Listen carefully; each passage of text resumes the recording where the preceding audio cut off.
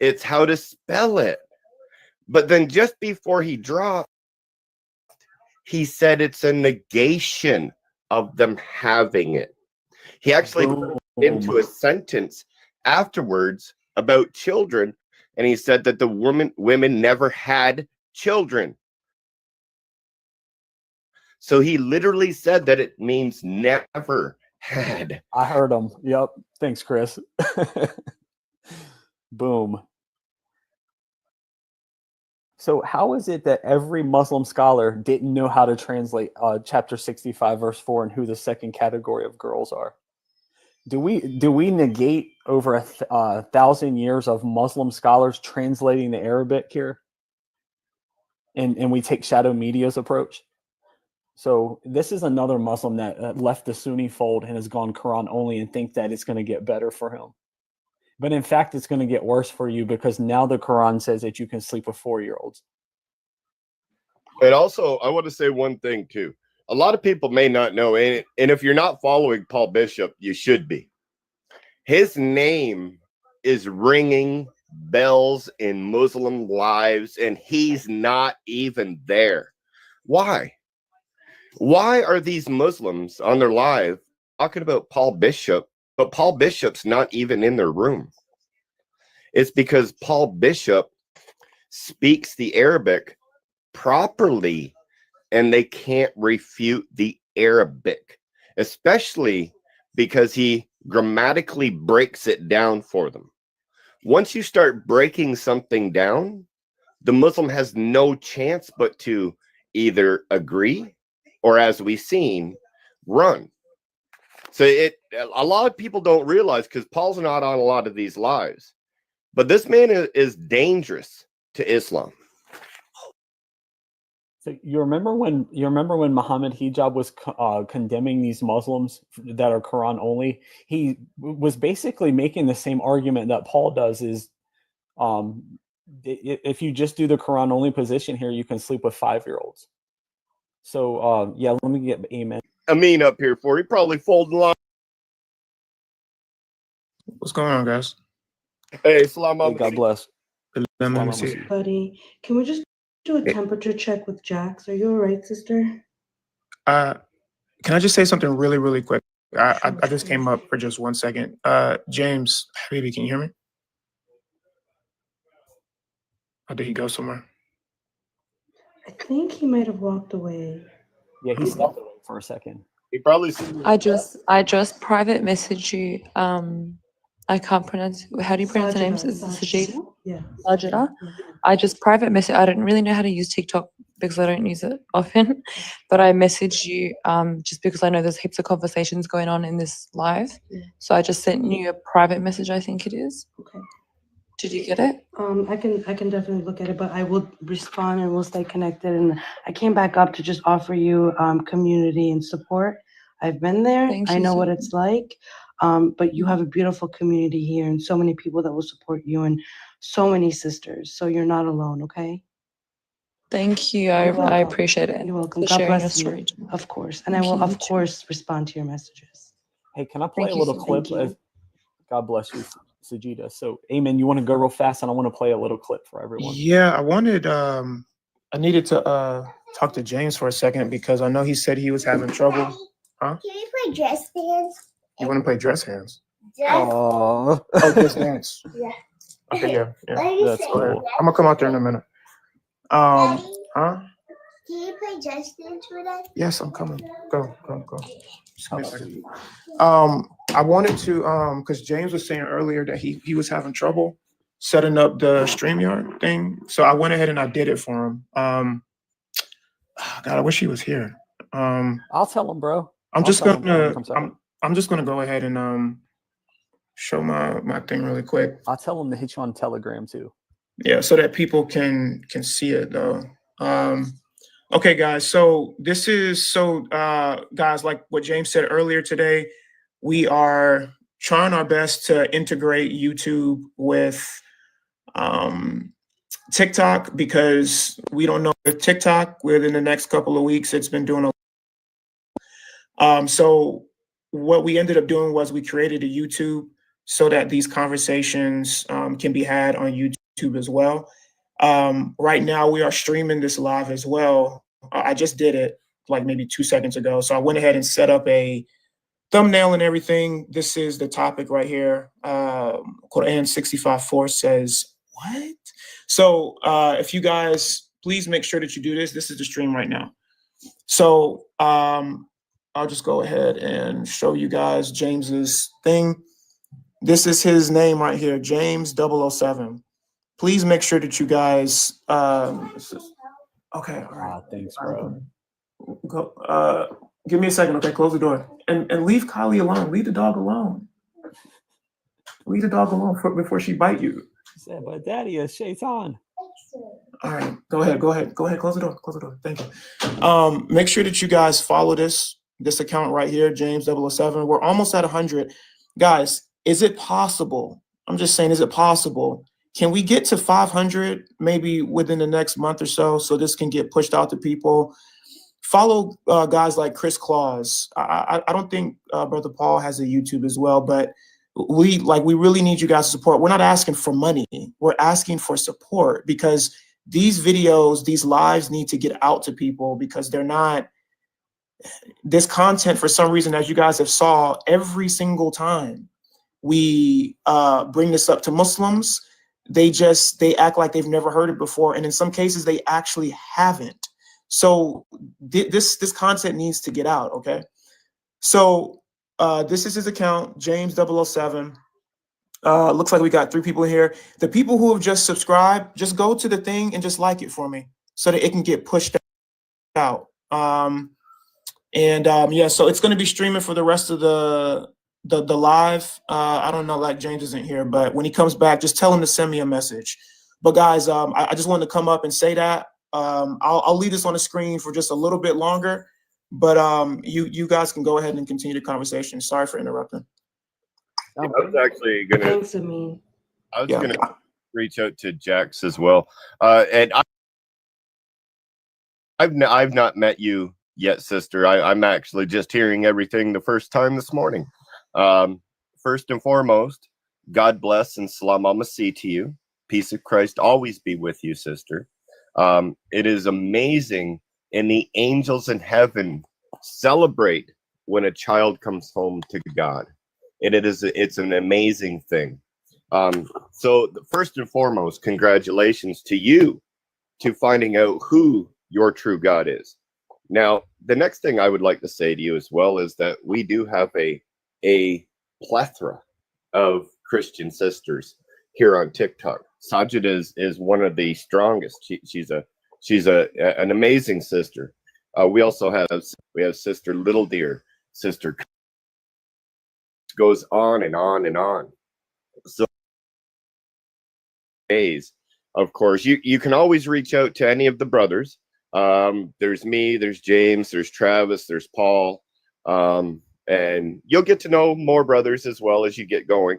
But if you're more comfortable talking to the sisters, then I would recommend that as well, because we have a lot of strong sisters here on TikTok that can give you the exact answers that we're going to give you anyways. So I would never say don't ever message us. We're always there if you need us. But if you feel more comfortable messaging a female, then we can definitely help you that way as well. But in anyways, God bless, sister. Salam alaikum. Thank you. You too. Chris. Thank you. God bless you, Chris. Thank you. Why is it so hard to find James's YouTube? Like I only just get like James Bond videos showing up. If you go in the search bar and you type in the @ symbol, Okay. the agent James Bond _007, it'll pop up. Okay. Hey, Amin. Yep. Doing on Thursday night. Thursday, probably folding lunch. No, it's fine. I don't know actually. Well, what's up? Try to make time so I can bring you and James on my live stream. Okay, that's fine. Yeah, send me the time. I think you and I are on the same time zone, maybe. Yeah, I'm Eastern time, so. Okay, yeah. Send me the time you want to do it, and I'll try to make time for it for sure. All right, I'll let James know too. And even if James can't get there, then you can speak on behalf of James. For sure. What's the topic going to be on, if you don't mind me asking? I'm just curious. Oh yeah, I'm going to be reviewing a video where God Logic lied and got cooked over at Speaker's Corner. Okay, yeah, I can't wait to cook Avery. It's so funny too. And you 200 people in here are the luckiest people in the world. You are getting some exclusive footage right now that no one is going to hear until Thursday night. The guy in the video actually calls Avery Ivory. Dang. Oh, so I'm going to have some fun with that. That's funny. Mm. All right, yeah, send me the link, man, and send me the time. You guys care if I share this little clip really quick? And Muhammad Hijab is just, man, amen. Thanks for everything you've done for James and stuff, man. For sure, man. I'm gonna drop. I'll be in the comments, guys. All right, bro. God bless you, friend. So Muhammad Hijab, he's standing here pleading with Quran only Muslims, because he's going to say that according to the Quran only, you can sleep with 5-year-old kids. He's just saying exactly what the Quran says. If you look just at the Quran, you will get the indication that you can have sexual intercourse with a 5-year-old. The reason why it's haram to have sexual intercourse with a 5-year-old is not found in the Quran at all. If you just read the Quran, it is halal. It would be halal to have sexual intercourse with a 5-year-old. Chapter 65, verse 4. Allah subhanahu wa ta'ala tells us who you can divorce and who you cannot divorce. And then he says, وَاللَّائِ لَمْ يَحِدْنِ لَمْ يَحِدْنِ, and the ones been pubescent before. And by the way, this is very important. This dude getting ready to leave. I want all Muslims to be aware of this. The reason why we don't have sexual intercourse with 5-year-olds and 6-year-olds and 7-year-olds or whatever is not because of puberty. Uh-oh. Wait a minute, what did you say? Hey, did you guys see the look on the black dude's face? He was like, "Oh crap, I'm getting ready to leave." He's like, look, he's like, Muhammad Hijab, what you doing, man? He's like, I thought I looked up to you here for a sec. You telling me that children are okay? He's like, "Are you telling me the Quran said I can sleep with a 5-year-old?" He's getting ready to head out.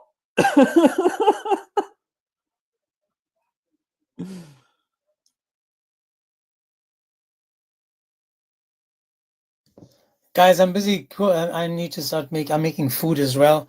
So I'm muting and running back and forth. I just want to make sure that Jax sees that nothing we say is from our own opinions and our own thoughts and ideas. Everything we present comes from Muslim scholars. God bless you, Chris. Sorry, I couldn't get the mic closer, but sooner. Yeah, that was too kind. I don't follow me, guys. Follow content creators like Chris and James and everyone else that makes content. I'm just a support team, but I do want to get this out of the way.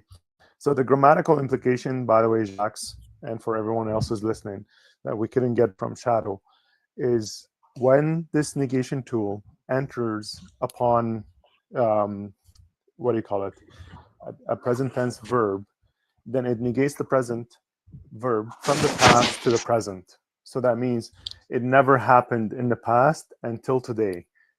It could happen in the future. There are different negation tools, and each one of them negates the verb differently. But in this particular sentence or phrase, it negates from the past to the present. Until today, this particular female or wife have not menstruated yet. So it's like, and this is where the Arabic or Quran only becomes worse. Imagine now there's a Disney ride, and that Disney ride would say at 1 meter height or less. Now, you could say there are humans that are short in stature that could meet this criteria, like adults. I believe the word is midget. But you can never be able to exclude children from, if I'm only giving you this one particular criteria. 1 meter height or less. That's exactly what the Quran is giving us. It's given us one criteria at a time. The ones have given up on menstruation, these are the elderly or special conditions. But at the end of the day, like someone's that removed their ovaries. So nevertheless, you cannot exclude elderly women or elderly women or the women that have actually hit menopause. The one have not menstruated yet. That means, sure, there you might find females that have reached adulthood but never menstruated. Sure, maybe 1% of the population, but just like the midget. But you can never exclude children from that category because that's the only category or the only measuring stick that we have. But it's really nice because the scholars are agreeing with us, right? That we're not just sitting here coming to our own private interpretation. Well, maybe we're saying this the wrong way. We are really just telling you what the scholars say. We're not Yeah, agreeing with them.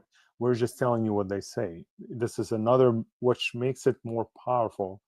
It is all the exegete scholars. So you've got from Al-Tabari all the way to Ibn Kathir, over 7 centuries of them understanding the same thing. This is about children, or this includes children. 7 centuries of the top exegete scholars, mufassirin, that understood it this way. It tells you one thing. It is children. Grammar, scholars, and then application with students. They all agree you can mount children. It's amazing how, if you add it all up, it's there's no way out of it. That's what's really scary, though. The people with the most authority in Islam in this day are agreeing with it, basically condoning that, and people and still remaining Muslim, and people that are getting this information still remain Muslim. That's what is really confusing me now. You know, like how people know this and turned a blind eye to it. So this, you start seeing payments for call. There's a problem. How about don't put your PP in little girls? A full injuries which paralyze the members, or for injuring the parietal wall between the V and the rectum so that they become one. Why are we having to teach people this? Because Muhammad compiled a bunch of weird people around him that like to touch kids. You only have these rules in place what to do with your child bride after you destroyed them if you're touching little kids. So here's another source from the Hanafi school out of the Hidayah. This is Omar the Muslim's favorite. This is his favorite source because it allows you to sexually throw your wife in the bed and force her into intercourse. But this also teaches the woman that if she has air come from here and she's been ripped from one hole to the next, that she needs to go do the ritual washing, right? Because it might have come from her anus. Why in the world? And this is happens to when a very young girl is subject to sexual intercourse. They're even admitting it. If air comes from there, you have to go wash because it might have come from your rear end. What in the world are we talking about? Can I just double check to see if Jax is okay? Jax, how are you doing? I'm good, thank you. It's a lot. We know it's a lot. And like I said, we've done this for such a long time. I just want to make sure that you're probably overwhelmed, and I think you've sealed the deal. You understand where we're going with this. As I said to you, for me, my most important now is that now that you know that, where do you go next? Because again, as a follower of faith and knowing that there is a God, now you've got to stop. And as I said, if possible, I would love it if you could, when you have time, to open up the Bible, read the book of John, come back with questions, and then let's start away from Islam on the next time. So now that Islam is out of the way, all you have to do now is look at yourself and realize that you dodged the bullet. You've now realized that because there was nothing to give you the salvation that you've always searched for, like most people, all we're saying to you is take your time now and find the truth. Mm-hmm. And I that's just what want I'm to- that's what I'm looking for. So thanks everyone. I need to go to bed soon. Okay. But thank you for like going over everything. I'll listen to Travis's last thing that he's saying now, but like moving forward. But Yeah, give me a follow. Give I did. aside that Chris was up over here. Chris as well. These are the guys that truly will all inspire you and help you to remain in the faith. If you're in doubts or you question anything, I promise you we'll get back to you. My prayers are with you, sis, and I promise you, I will not just abandon you. Even it doesn't matter which way you go. I'm saying to you that I am here for you if you need to have the conversations that you need to have, and everything points to Christ. It doesn't matter the question, the answer is always going to be Jesus. Just With from that, the I'm start also of the going to go now. conversation. Yeah, Say the again? start of the conversation when you had mentioned the word of God and it says in the Quran that, it's Jesus. I think it was like that was pretty clear, and just everything from that, it's been about 3 hours now, has been all pointed in that direction. Well, then follow the direction. Go to Christ. Call your mom and tell her you came back home. I'm going to mute. Hang on, Travis, 1 second. I'm going to mute because, again, I'm running upstairs to go and cook.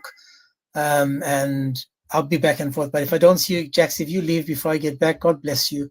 Please just keep an open heart and know that Christ will never leave you. We leave him. Thank you. He will never leave us. And remember that the angels celebrate knowing that one lost sheep has returned home. Thanks, James. There's someone in the comments that said they can debate you guys on well, 65.4. So yeah, everyone says it comes up. So remember, guys, Isaiah 49:16, 700 years before the incarnation of Christ. Behold, I have inscribed you on the palm of my hands. This was a promise God made us. But I've got to replace the Quran with something better. Now, we know that Islam teaches if you see a rogue pubic hair or you think that the little girl had a wet dream or she's fat and chunky, then you can go ahead and consummate her. What sounds more like a teaching from God, guys? And Jax, if you got to go ahead. I'm just going to talk to everyone in general right now. Now, that's Paul, okay. I listen to that. Yeah, God bless you, Jax. Paul tells us right here, like when it's okay to marry, and God also indicates this in Ezekiel chapter 16. Now, it talks about if anyone seems to be behaving improperly to his virgin of whom he supposes, if she is beyond youth, and then you can go ahead and marry. And the key here is this Greek word, huperakmos. Now, this indicates a full completion of puberty, past her youth, past the flower of her age, beyond prime. This is all up in Ezekiel 16. He uses Israel as a metaphor for marriage. He says, I passed by you, you're just born in your blood. I later came back and see that your hair had grown, your breast had formed, right? And then God says, later I returned and you were old enough for love and I covered you with my cloak, right? So God even while the girl's going through puberty, shouldn't be married and consummated. God says, after that, I came later and it was time for our Bible indicates that you don't touch little kids. God has never given this command in training little kids. So thanks for listening to us today. I think knowledge is good in it. God says my people are destroyed for lack of knowledge. This is how Islam gets all of its followers. Don't stop with things. It's, hey, come follow us, Jesus Muslim. And by the way, it was normal. Muhammad touched a little kid back then, and that's after your mind has already sold out to Islam. Yeah, so, I can't believe like all the things that you guys have discussed. I can't believe that this is actually true. If anyone was to say this to me before, being, whether they're Christian or atheist, I'd deny it, thinking that I was actually in the right, saying, no, it's not the truth. Like, stop, spreading misinformation, that's forbidden. But what you guys have actually showed from what the scholars have said and the books have taught, it is the truth. And this is a religion that people are following blindly. They don't know this. And I'm sure if they did know this, any logical person wouldn't follow a religion that teaches, number one, just one of the topics being going for children.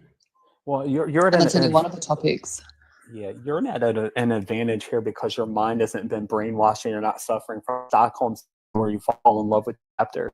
So you still have a conscience. You remember that verse I read you today? If you hear God's voice, don't harden your heart. These Muslims' heart has been hardened to God's voice. When you're justifying touching little kids and consummating little kids, you're too far gone at this point, and we're probably talking to someone else. So thank God that you showed up today, and I don't think it was by mere coincidence. I think God had you land right where you needed to be today. But thank you. And we'll be praying for you. Everyone in this room that is a Christian will be praying for you. Amen. Thank you. Thanks so And much. God bless. We've heard so much nastiness and hatred from the one religion. I just want to speak on a little bit of love. And here's the bottom line on love. This is how God showed his love among us. He sent his one and only Son into the world that we might live through him. This is love, not that we loved God, but that he loved us and sent his Son as an anointing sacrifice for our sins. Since God so loved us, we also ought to love one another. And that's to tell these Muslims that they're in a false religion. We love because he loved us first.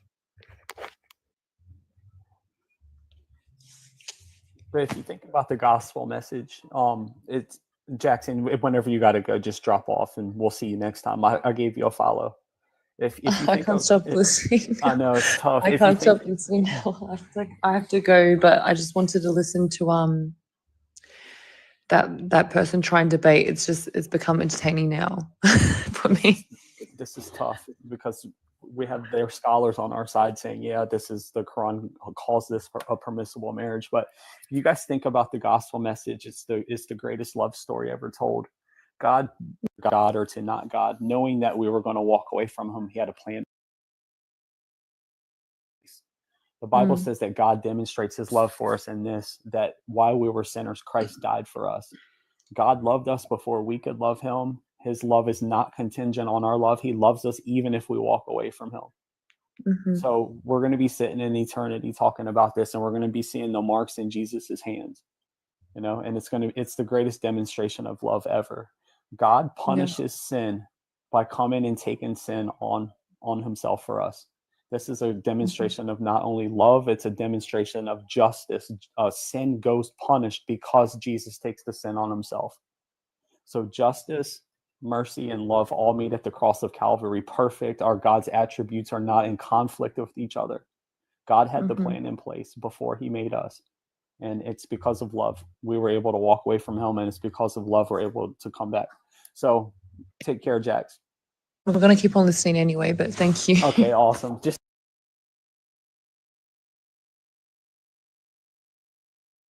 It's going to be funny in the next few days, Jackson. I would just recommend, if you see some debating going on, just sit back and just listen.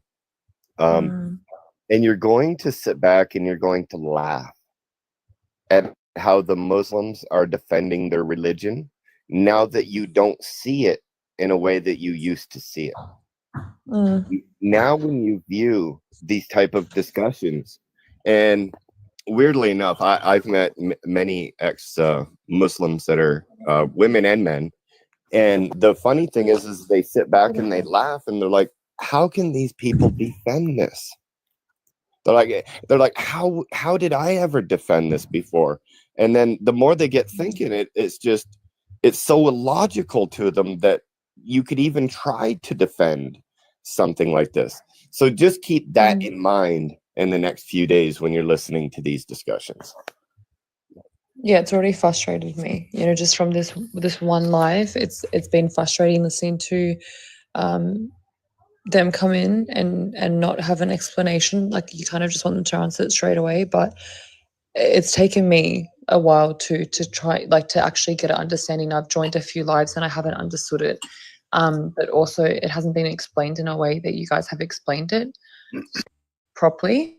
Then it would hopefully understand it the same as I have tonight. No, yeah, for sure. And do you also watch people on YouTube as well? Yeah. One group that I would recommend. They're amazing. It's a husband and wife. They go by the name of JDOC. They're both Arabic speakers. DOC was an ex-Muslim. She's called that. DOC just stands for Daughter of Christ. Yeah. They're excellent. They get right into like the fundamentals of the Qur'an and different things like that. Like they dive deep into that stuff, and Mhm. they show the difference between women in Islam and Christianity as well. Okay, And I'll another watch them. another Do they have a amazing channel? person. Yes, J and DOC. So there's, and there's two methods to go about the Muslims that are going to employ on 65-4. They're going to justify it, say touch was back in for a little 6-pound, 8-ounce baby Aisha, 19 inches long, born 3 days ago. They say that it was normal. Or they'll say, no, I hate my scholar. They're going to run them over with a bus and going to come with their version of Islam. This is the one of two methods that's going to be employed here. Either the school bus or the justification of touching kids was normal.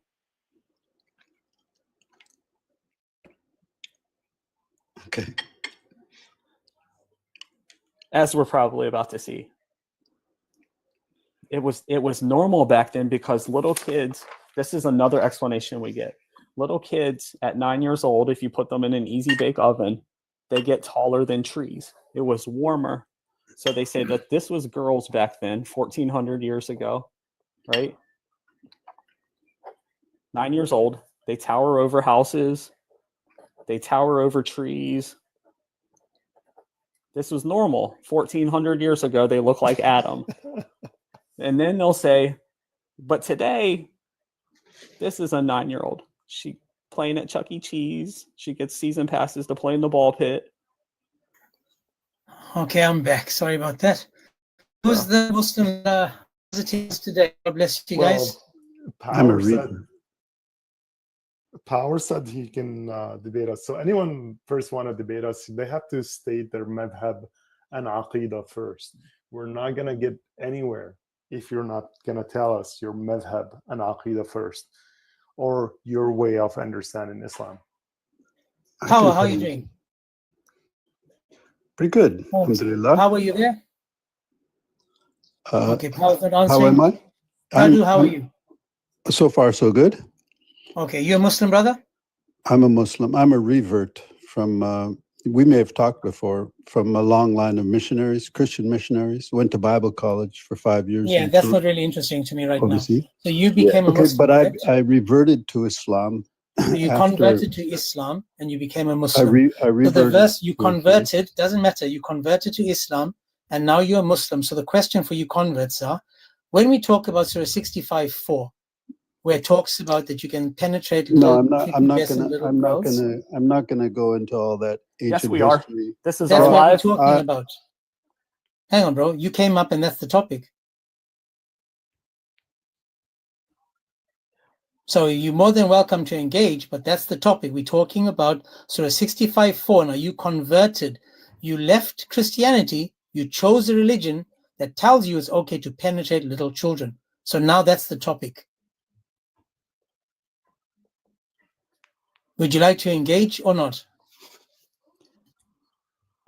Yo, we want to know why Muslim child brides can get stuck in the ball pit at Chuck E. Cheese. Hang on a second there, Travis. I want to just Tadu. Simple question. Now that you converted to Islam, the question is 65:4, is it relevant or not? Hello, guys. Feras, how are you? I'm all right. Just So, 1 Quran- second, Feras. I just want to focus on Tadu for now. Tadu, last chance. Not sure why you're not replying. Tadu, you got to unmute yourself if you're trying to speak. Do you guys mind if I ask him a Yeah, I question? mean, I so he doesn't do this tried anymore. to unmute myself. Tadu, you said you went to Bible college for 5 years. Yeah. I went to Okay. Pakistan as a missionary. Oh, perfect. So, Could you tell us what happens when you accept Christ into your life? What is that process called? It's Just spit it out. Come on, don't Google. but all of that to Spit me, it out. they're in the gospel of Spit it Jesus out. when they turn Jesus What is into that God. process called? They avoid the true gospel when they turn Jesus into God. He becomes an idol. What is that process No, called? he left. Talu, you're more than welcome to request up and be honest with yourselves. What is wrong with you Muslims, my Lord and Savior? The You lies, guys man. are such cowards. Dude, the lies. He went Hello, to I'm Muslim. like Can you show okay, me? just 1 second, Firas. The fact that I knew this process when I was in Sunday school, like I was literally just perhaps 6 years old, and I actually know Why are you what scared, bro? it's Why did you called. kick him for? You're scared. You pussy. You're scared, bro. Why you running? Why you kicking There it him? is, Why you kicking manifesting already. Imagine someone is claiming he's a Muslim and he cannot tell you what the Shahada is. So, just Travis, just give me a second. So imagine someone claims to be a Muslim and he doesn't know the Shahada. Is that person, guys, every Muslim on here, is that person a Muslim if he doesn't know the Shahada? No, sir.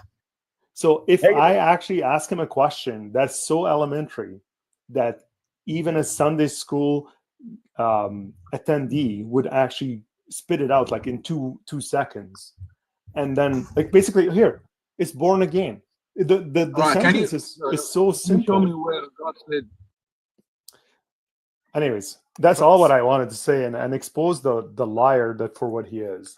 So we busted him last time. He said he went to Bible college, and he came up and said that the Council of Nicaea made our Bible and then made Jesus God. And we walked the dog with him, and he's a liar. He never went to Bible college. He probably never even read the Bible. And then I asked him about the book of I don't remember. I used some weird word in the Bible. I said the book of Shmerinthians or something like that. And he said, "Yeah, I've read it all." So we busted this dude like 3 times in one live, lying that he went to Bible college. Yeah, can you show me where it's mentioned child marriage is allowed in the Quran? Yeah, 65:4. Okay, now is this one related to the Nisa? Is that correct? It's child. Okay, but it's mentioned at the first condition that from your women.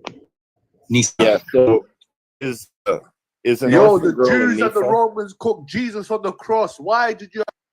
Is an orphan girl a Nisa? Okay, I can show you proof now. I'm a Quranian. Just a second. Answer my question. Is an orphan girl a Nisa as well? According to Quran, is not. It's a grown woman, and I can show you proof. Whoa. That's all right. I can show you. Quran. So you're saying that Nisa can only be used for a grown woman? Is that what you're saying? Only according to the Quran, yes. So would you call a woman that's in her 20s an orphan? A woman that turned 20. Okay, you know the word. Hold on just a second. Can you answer the question? Would you call it a grown-up woman who lost her parents an orphan at 22 years old? Okay, She's thank you. orphan. This is why Muhammad says there's no orphanhood after puberty. Now all we have to do is show that the Quran uses the word nisa for little tiny girls, so precious, born 3 days ago, 6 pounds, 8 ounces, and we offer a defeater for your argument. So let's go to word by word corpus Quran. Actually, go ahead. I think, hey, Paul, are you here? I think you had a better argument when it come to the unaliving of the firstborn males and not females. Are you there, Paul? I am, yes. Are you Okay, talking about let me show you the 127? proof in the Quran. In Egypt. Hold on. Yeah, we're talking about the word Nisa being applied to anything other than just grown women. I changed my method of this. I'm Just gonna show you the one proof of the second, Quran. Firas. The word Firas, Nisa I'm talking only to for- Chris, please. So I changed my method because I don't even need to go outside of this verse because it's the word nisa'akum here. It doesn't mean adult women. You can't divorce adult women. Okay, I'm gonna show you the proof. Just let me prove it. I'll prove it. Just give me a second. If you have a counter argument, please do so. Because again, you don't divorce random adult woman. Jax here is an adult woman. Can you divorce Jax? The answer is obviously no. You don't divorce adult women. You divorce your wives. So nisa'akum here is synonymous with wives, just like it is in English. Women Yes. is Yeah, synonymous. Oh my gosh. Just like the word women in English is synonymous with wife. So if I say let's say you're a lawyer, and there are prepubescent children, and there are elderly, and there are pregnant women, and you're outside of your processing a divorce, you would say, bring your women into my office, because you're using it synonymously with the word wives. And that's what women here, nisa'akum, means. It means wives. It doesn't mean adult women. Okay. Now, do we know the word in Arabic, rijal? What does it mean? Okay, is the word nisa'akum could mean wives. Okay, let's go. I'm going to show you the proof. I have two. Answer the question, please. Answer the question. Is nisa'akum means The word wives? rijal mean a grown man, yes or not? Grown men. Answer my question, please. You Is see, because nisa'akum trying to have a proof. I'm going to show you. Is nisa'akum synonymous with wives? Okay, nisa'akum is always mentioned in the Quran together with the word rijal. Rijal, it's mean Okay, complete. is nisa'akum synonymous with wives? Be precise here. I said, why you not telling me to answer? I said, I was listening to you. Is the word nisa'akum, answer the question, yes or no? Go to yes the or no? Dude. Chapter verse. Answer the question, bro, or I will move you. So please answer the question, yes or no. Then you can waffle all you want all day long. So again, is the word only nisa'akum? The word nisa'akum. Oh my gosh. Only mean here again. It does the word nisa'akum, or here, and I'll ask you about that. Can the word nisa'akum be used synonymously with the word wives?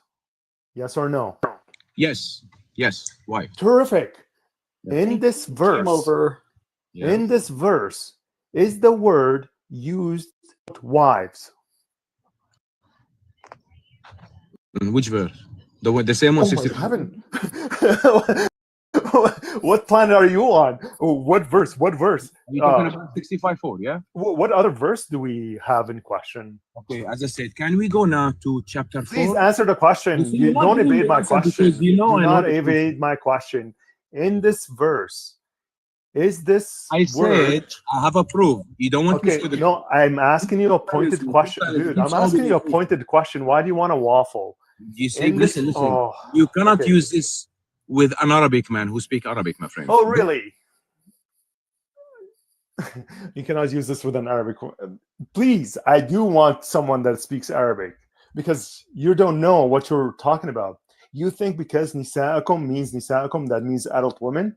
If you want to stand on that point, then you should be able to tell Jax here, which is she's an adult woman, and Sajda, you're divorced.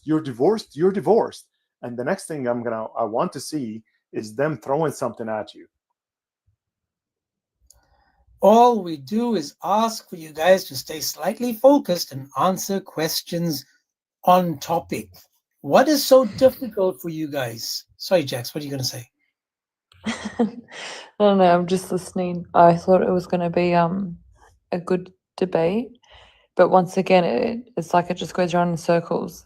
And I just really want you guys to show the tafsir and everything that you guys showed me so they can see it and just shut up, but they don't. He's Quran only. So this guy is Quran only, meaning he doesn't take tafsirs or hadiths, which is weird because if I asked him a question regarding, for example, Abu Lahab, no one knows who Abu Lahab is. Yeah. Mm-hmm. There's no answers for it unless you go outside of the Quran. Yeah. Remember when I told you that they're going to either try to justify it or hit the scholars with the bus? This dude has decided to hit the scholars with the bus and come up with his own explanation. Now, another argument, Paul has a really good argument on 65:4 when it comes to the word nisa. But another argument that can be used is to show that nisa is used of little girls as well as Muhammad's own words. Muhammad says there's no womanhood after puberty. Once a girl has reached puberty, you can't call her an orphan. The Quran calls orphans nisa, meaning that the word that he was saying only means woman was being used for a little orphan girl. So we can see that the word is synonymous. The Quran itself proves his argument, and then Chris was talking about the little girls in Egypt that were unalived and using the word nisa for them as well. So we can show multiple instances in the Quran of this word being just synonymous with females, women, wives. That was my bad, because I remember Paul used to use that argument, but as Paul said, he doesn't even need it. He can just use 65 for itself without even outside of the verse, which you can. And it's logical. Like, you can't just divorce adult women. Like, you just can't walk around the street being like, you're divorced, you're divorced, you're divorced. You can only divorce your wife. That's the only person you can divorce. So it has to mean wife in that verse. Amen. That's a good argument. I love it. So can I? The issue with sorry, James. Just the issue with Quran only, and you're trying to tell them, okay, look, in 4127, it's using nisa, and this should include, adult women, infant even, and little children, female type. The only problem is their Quran only like, no, it's not. It's just, adult women. It's only to analyze adult women. So it's very difficult. These guys, they don't have logic. So trying to tell them, so when it says analyze every female there, and be like, no, this is only those towns only had adult women. Those towns, they never had prepubescent or infants. I've had those conversations, and there's just so, I don't know how to say this, but nagging is what comes to mind. Like, it drains you right away. It's easier to just tackle this right on point and be like, look, you have to substantiate that Nisa'akum in 65:4 strictly adult women. Guys, I'm charging my phone and it's not charging anymore. So I'm down to 11%. It was 21% like 2 minutes ago, 5 minutes ago. I'm exaggerating, but it's going down quite fast. I'm not sure why it's not able to charge. It's not overheating. It's just not charging. So I'm not sure. We'll continue until it stops, so we can, hopefully try again on another live. What do you guys think? Should we? James, you're not running anything in the background, are you? Nothing. Okay, no other programs? Okay. Nope. Your battery It says is it's charging. It's just not charging. Yeah, it's just enough to charge it to where it's not dying, but your battery is probably fried from this. I'm actually using my backup device to run this now, because I was using my main one to do some business calls or to work some work stuff. So I wouldn't be able to, and my camera's off. But we can continue, right? If it dies, it dies. But guys, please do me a favor. My YouTube, go to it. It's on my bio. Please follow, subscribe. When this dude called Amin, eventually, no, I'm kidding. We're gonna go live on both YouTube and on. You're live. TikTok, so. He came in. I was supposed to tell you while you were gone. Okay, just one second. For the charging, switch off the camera. It will charge. Yeah, turn your camera off too, because it eats up a lot of power. Oh, Amen came in. You're live right now, bro, on YouTube. Yeah, you're live on YouTube right now. Yeah, I love Amen. Amin, you my man. Yeah, he's requesting as well. Yeah, maybe if you turn off your camera and don't run a green screen, it'll be a yeah, bro. I came earlier. James, I forgot you guys were. So, James, you're gonna love the thumbnail that I picked for this one. Let me see if I can pull it up. It's hilarious, bro. I made two of them because the first one. Hold on, let me pull this up. Well, I'm glad that you did this. So this is the first one, the treatment of women in Islam. This is what you guys are doing now. This is the live that's going on right now. And then the second one, this was the one that you were doing earlier, paganism in Islam. And this is what I had up, but you guys changed the topic so quick. So I have to go back to that other one. But hold on, let me pull it up. If you go on YouTube right now, because I heard you earlier, and you were like, I'm with my. You said you tried to do it earlier, but you weren't able to. So I just went ahead and did it for you because I had some time. So you're live right now on YouTube. So what an AM65-4 says, what? That's the title. So guys, make sure that you guys go and follow James. If you type in bond_007, account will pop up, and then you guys can go ahead and follow it. I caught that interaction that Paul had with that guy waffling. So I'm probably going to cut that up and just have that as its own separate thing. But guys, we're going to be trying to be doing this a couple times a week. As often as James goes live, I'll help as much as he can to get this up as well, so we can get these recorded, because as you all have been seeing, it's just the insanity is the brain dissonance is insane, bro. So anyways, guys, I'm gonna go ahead and drop back down. Thanks God bless again, you. bro. Yeah. I mean, thank you, brother. I actually noticed that 24 people, if I'm not mistaken. Oh no, sorry. Now there's just 6 people watching. I made a mistake there. But guys, really, honestly, we're reaching more people every single day. So with your help, with your shares, and with all the stuff that you guys are doing, we are reaching people. Just know that. Jax wasn't aware of these scriptures. She wasn't, she became a Muslim with a good intention, a good heart. But the truth is that sometimes we go in without doing the research and the homework. And this is exactly an example as to why you do research. Because the truth can't be in both the Quran and the Bible at the same time. Only one of them is true, not both of them. Remember, if the Bible is true, the Quran is false. And the Quran is sending you to the Bible. Now, is he sending you to a corrupted Bible or an uncorrupted Bible? Because either way, the Quran is false. This is called the Quranic dilemma. I'm going to switch off my camera and then see if that helps this chart. I'm down to 9%. And thanks, Blake, for that. James, how are you, Matter of James? time as well, Blake. You know the truth, Blake. You hear the truth every single day. Be like James. Sajida. How are you, James? Be like.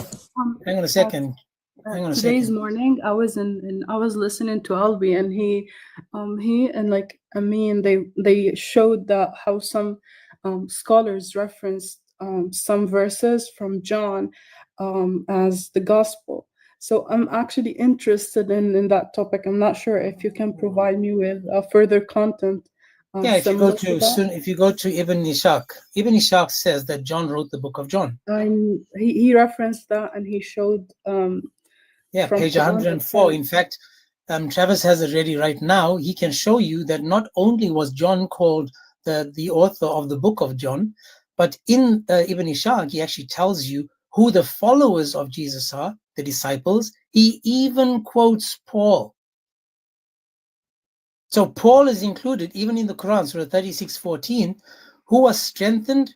2 of the disciples of Jesus was strengthened by the third, and that was Bulus, Paul. So they referenced Paul as Bulus in Surah 36:14. a true apostle, and then So- what he wrote as the gospel, like as the Injil. I think Here we go. Watch this. Is it Ibn Taymiyyah or Al-Tabari that quotes from John as well? I can't remember. I'll find the sources in a minute. So this is the earliest biography of Muhammad. It says this in page 104. Apostle sent down for them when he wrote the gospel from the testament of Jesus, son of Mary. Then he goes on and quotes John. Why is John called the gospel author? Now, also on page 653, listen to this. It even mentions the followers of Jesus. Where did they get this from, guys?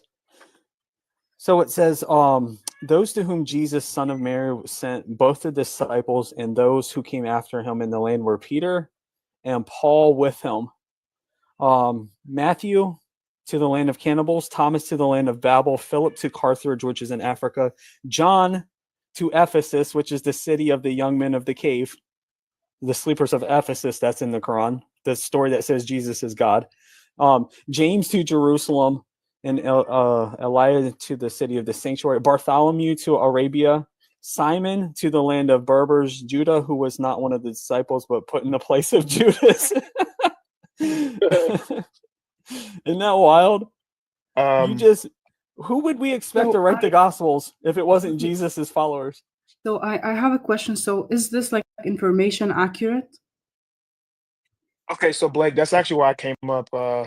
I gotta stop meeting you guys like this. This is the last time I'll come up. So I'm in the middle of stuff. I'm with my family today. I was able to get a day off. Praise God. But Blake, so that's actually why I came up.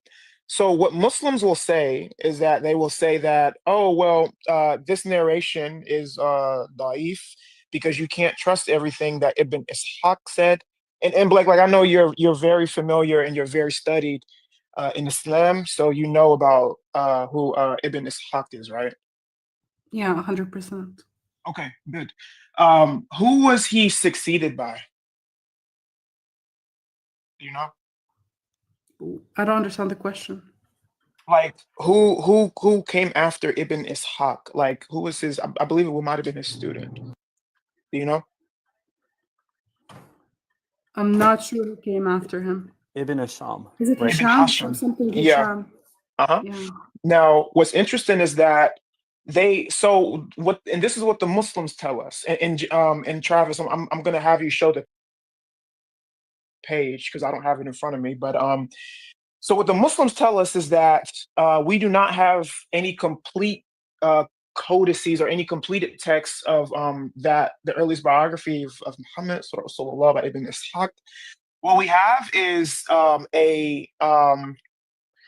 his student was able to like copy what was already written, and that was given to Ibn Hashim did that. So what you're reading is Ibn Hashim copying what Ibn Ishaq has said or what he heard from him. Now, why is this important? Ibn Ishaq and Ibn Hashim, they focus on Tariq, right? They focus on history, like that's their thing. Now, the page Travis is going to read to you, this is in the same book. Note on page 609. Please. Yeah, so he goes on and he talks about that he's like excluded things that which are disgraceful to discuss, matters which would distress certain people, and such reports as al-Bukhari told me could not accept as trustworthy. I have omitted. So notice he leaves in here. It wasn't disgraceful or it wasn't something that would cause the early Muslims problems, mentioning who the followers of Jesus were and who wrote the Gospels.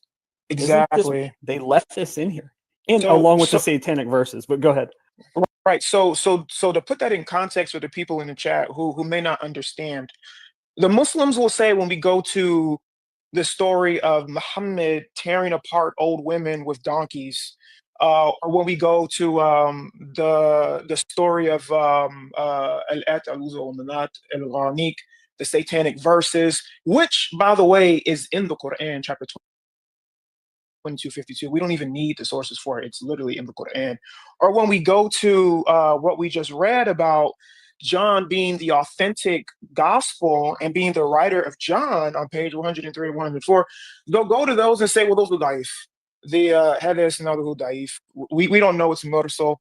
But the problem is Ibn Ishaq, he wrote it, but it didn't survive. It was survived through Ibn Hashim, who were both historians, and they both wrote that.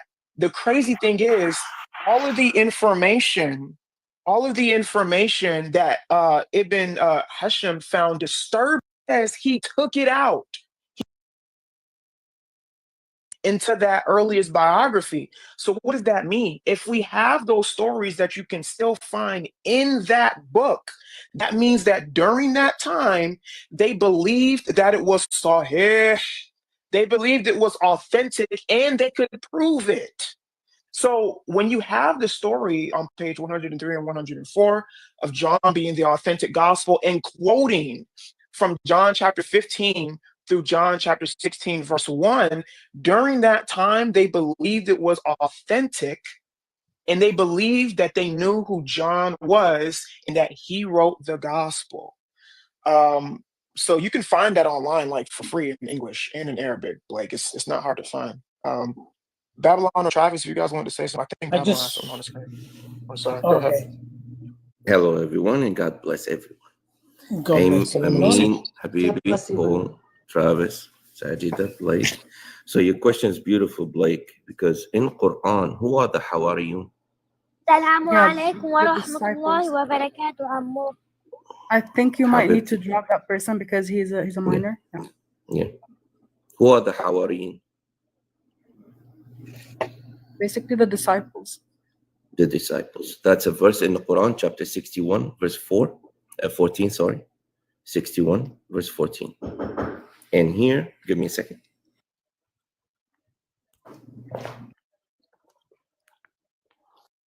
Jabril came to his door and said, "Stop that! Stop that!" Hey, Al-Tabari quotes John 20, verse 17. So while I'm just going to take you off the big screen there, Babylon. While you're doing that, Blake, in the Quran. Give it back. Give it back. Oh, you're back. You're back. Sorry. Oh, my goodness. Don't touch my screen. Sneak in there. Tafsir al-Qurtubi. Amin and Travis gave you Ibn Hisham, Ibn Ishaq al-Tabari. Qurtubi, another huge scholar. If we go all the way down, what Travis just read, right? Here, guys, let me start from here. What just Travis? So are you saying that since Al-Tabari referenced Ibn Ishaq through Ibn Hashim, then it means even Al-Tabari thought that what Ibn Ishaq did was valid, was like reliable? And Al-Qurtubi. This is Al-Qurtubi. What are you saying? Read. Yeah, basically, Ibn Ishaq. The one whom and the followers of Thorus and Paul to Rome and Andreas. Paul to where? Paul to where? Paul was. What do you mean? And Paul. He sent it to where? Andreas. Okay. Who sent him? Yeah, Jesus. What? But Paul never met Jesus, you Muslims say. That's in your book. Okay. Right. And we have all the disciples, guys, all of them one by one to where Jesus sent them. And Blake, I have a gift for you for this year. Paul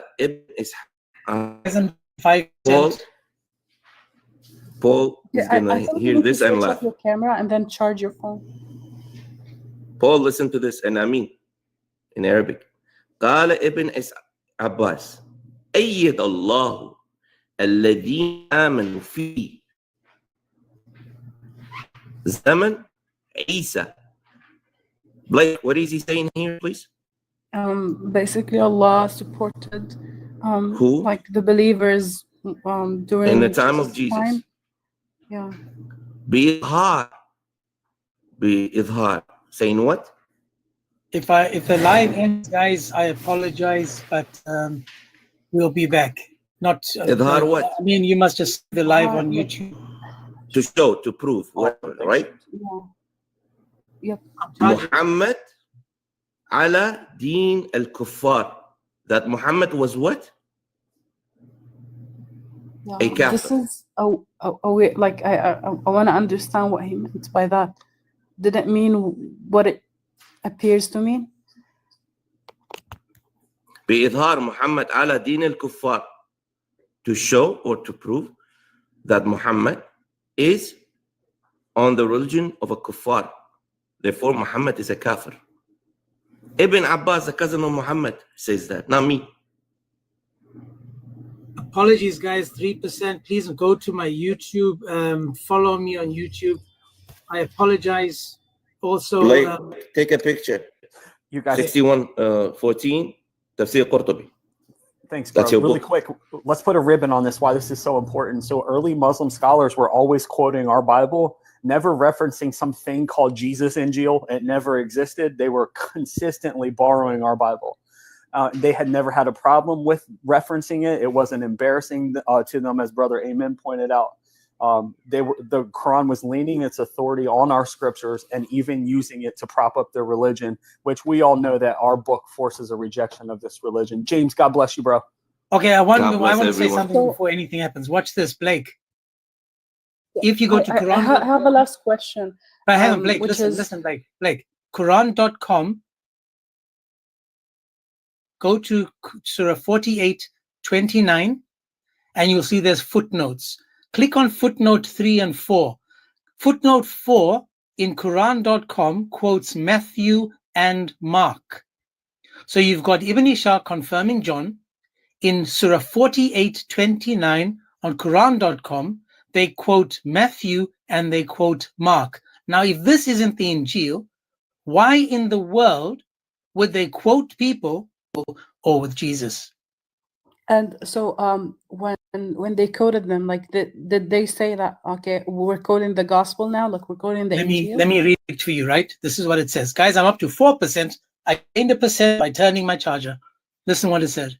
It said, I'll just go to where it says footnote 4. It says, if I put my camera on, it'll bugger the whole thing. Do you have a Quran with you right now? Can you go to Quran X, Quran.com? Babylon. I Travis, actually can you have go? 2 physical Qurans next to me and then my laptop.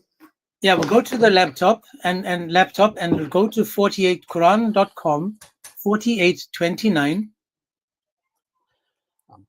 I'm jumping on James really quick. Sorry, bro. I thought you were getting ready to leave. No, bro. If it stays on, it stays on. Okay. If you can, one of you can just put on the camera, sort of Quran.com, 48:29. I got you. 48:29. Yeah. Second. And until like someone puts that verse, like the scholars think that like basically they have manuscripts from the time of Muhammad. I got it. Okay, What- watch this, Blake. Can you go to footnote 4? Okay, number 4. Then it comes standing firmly in its stem and delighted in the planters. Oh, they're quoting from Matthew 13. Yeah. So wow. So Blake, the question is, why would they go to Matthew 13 to quote something? Well, if you look at the Arabic, it's talking about the Injil, right? The Arabic says that if you look at the Arabic, it says the Injil. Now, why to quote from the Injil would they go to Matthew and Mark? So okay, yeah, makes sense. And my question is like, when the person who did the tafsir quoted, like, did he say that like this is the Injil, or he just quoted a book and he did not say what that book is? No, he just gave you a footnote, and the reference took you from the Injil to the New Testament. See, what they did is the verse actually says this is so interesting, and the similitude in the Injil. This is so interesting because like before, like those discussions, what is the Injil, I was like, well, the Muslims position makes sense if they wanted to, like, basically to claim that the Injil is corrupted.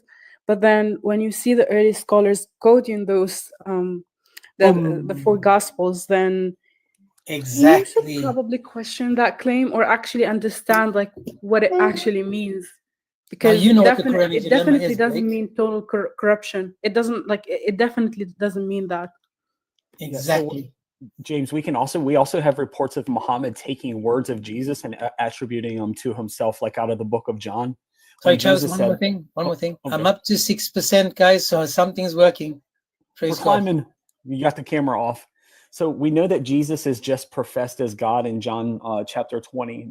Thomas says, "My Lord and my God." Jesus just resurrects from the dead. right? Jesus said to them, have you believed me because you've seen me? Blessed are those who have not seen me and yet believed.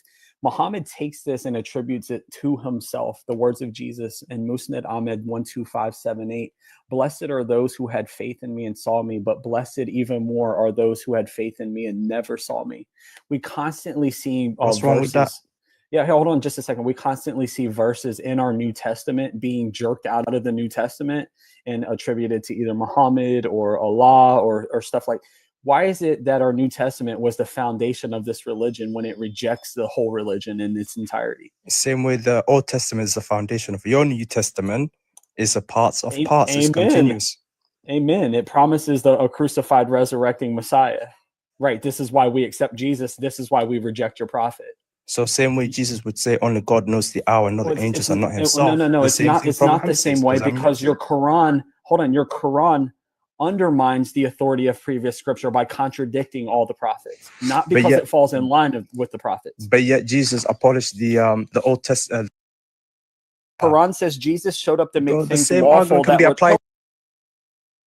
The Quran says Jesus showed up to make things lawful that which were unlawful. Your prophet shows up and he also says you can eat camel. He said you can hop off your car and start snacking on the rear end of your camel. Your prophet also violates the Torah, friend. Be careful. Yet Jesus abolished the commandments of Moses, didn't he? Did Jesus say he abolished them or fulfilled them? Yes, he did. Hold on. And I can bring you the verse. Wait, does Jesus say he abolished it or fulfilled it? This is what I'm telling the Muslims. If you read something, don't even trust yourself. That's why your Sabbath's changed. Travis, I know you're cool, man. No, the Sabbath was never Friday, dummy. Hold on. If the Sabbath wasn't changed, wait, if the Sabbath wasn't changed, why are you guys praying to the silver vagina on Friday? If you want to have a conversation, we can have. Okay, have a good one, friend. Don't call me friend. Yeah, you're an idiot. I want to ask him something. So because bring him up, because as far as I know, that according to the Islamic tradition, that every prophet has like a different shari'ah. So basically different laws, but so it's not a certain thing that different prophets. Yeah, so okay, am I making sense? Because we did study that different prophets have different shari'ah, different laws. So I'm not sure why are you asking? Like, what's weird about that? Okay, so even the if, law. if you were true. Wait, so the law of beating a servant female, the law of beating. Okay, that's great.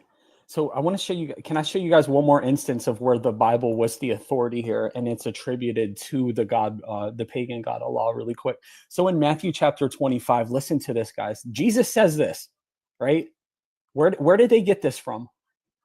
Jesus says to those on his left, "Depart from me, you cursed, into the eternal fire prepared for the devil and his angels. I was hungry, you gave me no food. I was thirsty, you gave me no drink. I was a stranger, you did not welcome me. Naked, you did not clothe me. Sick and in prison, you did not visit me." I went through all these things and didn't minister to you. Did not do it to the least of these. You did not do it to me. And then he sends them away into eternal life or into eternal punishment. Jesus is the one judging life or death here. Where do you think Muhammad got this story from in Sahih Muslim 2569? Verily Allah the Exalted would say on the day of resurrection, they're taking Jesus's words and applying them to the shin. "O son of Adam, I was sick and you didn't visit me." They say, "Lord, when were you sick and we didn't visit you?" They said, "Didn't you know that such and such servant of mine was sick and you did not visit him? You are aware that I would have been by his side." And then he said, "I was hungry and you didn't feed me." And they say, "Lord, how could we feed you?" And they would say, "If you fed this person, I would have been there." And then he said, "I was thirsty. I was thirsty and you gave me nothing to drink." Every time we look, something has been jerked out of our New Testament and attributed to this God Allah. Copy and paste religion. Muhammad liked to steal right out of our Bible. Same story attributed to this God instead of Jesus, who said it before him. They even stole the Our Father prayer. I heard the messenger of Allah say, if any of you are suffering from any of his brothers suffering, should say, "Our Lord, who is in heaven, holy be your name. Your command reigns supreme in the heaven and on the earth." This is the Our Father prayer that the Muslims stole from us. Our Father, who art in heaven, hallowed be your name. Your kingdom come, your will be done, on earth as it is in heaven. Muhammad could not stop stealing out of our New Testament. This is why you never see anything called Injil ever existing anywhere in history. The only thing that the Muslims were stealing from us and referencing was our New Testament.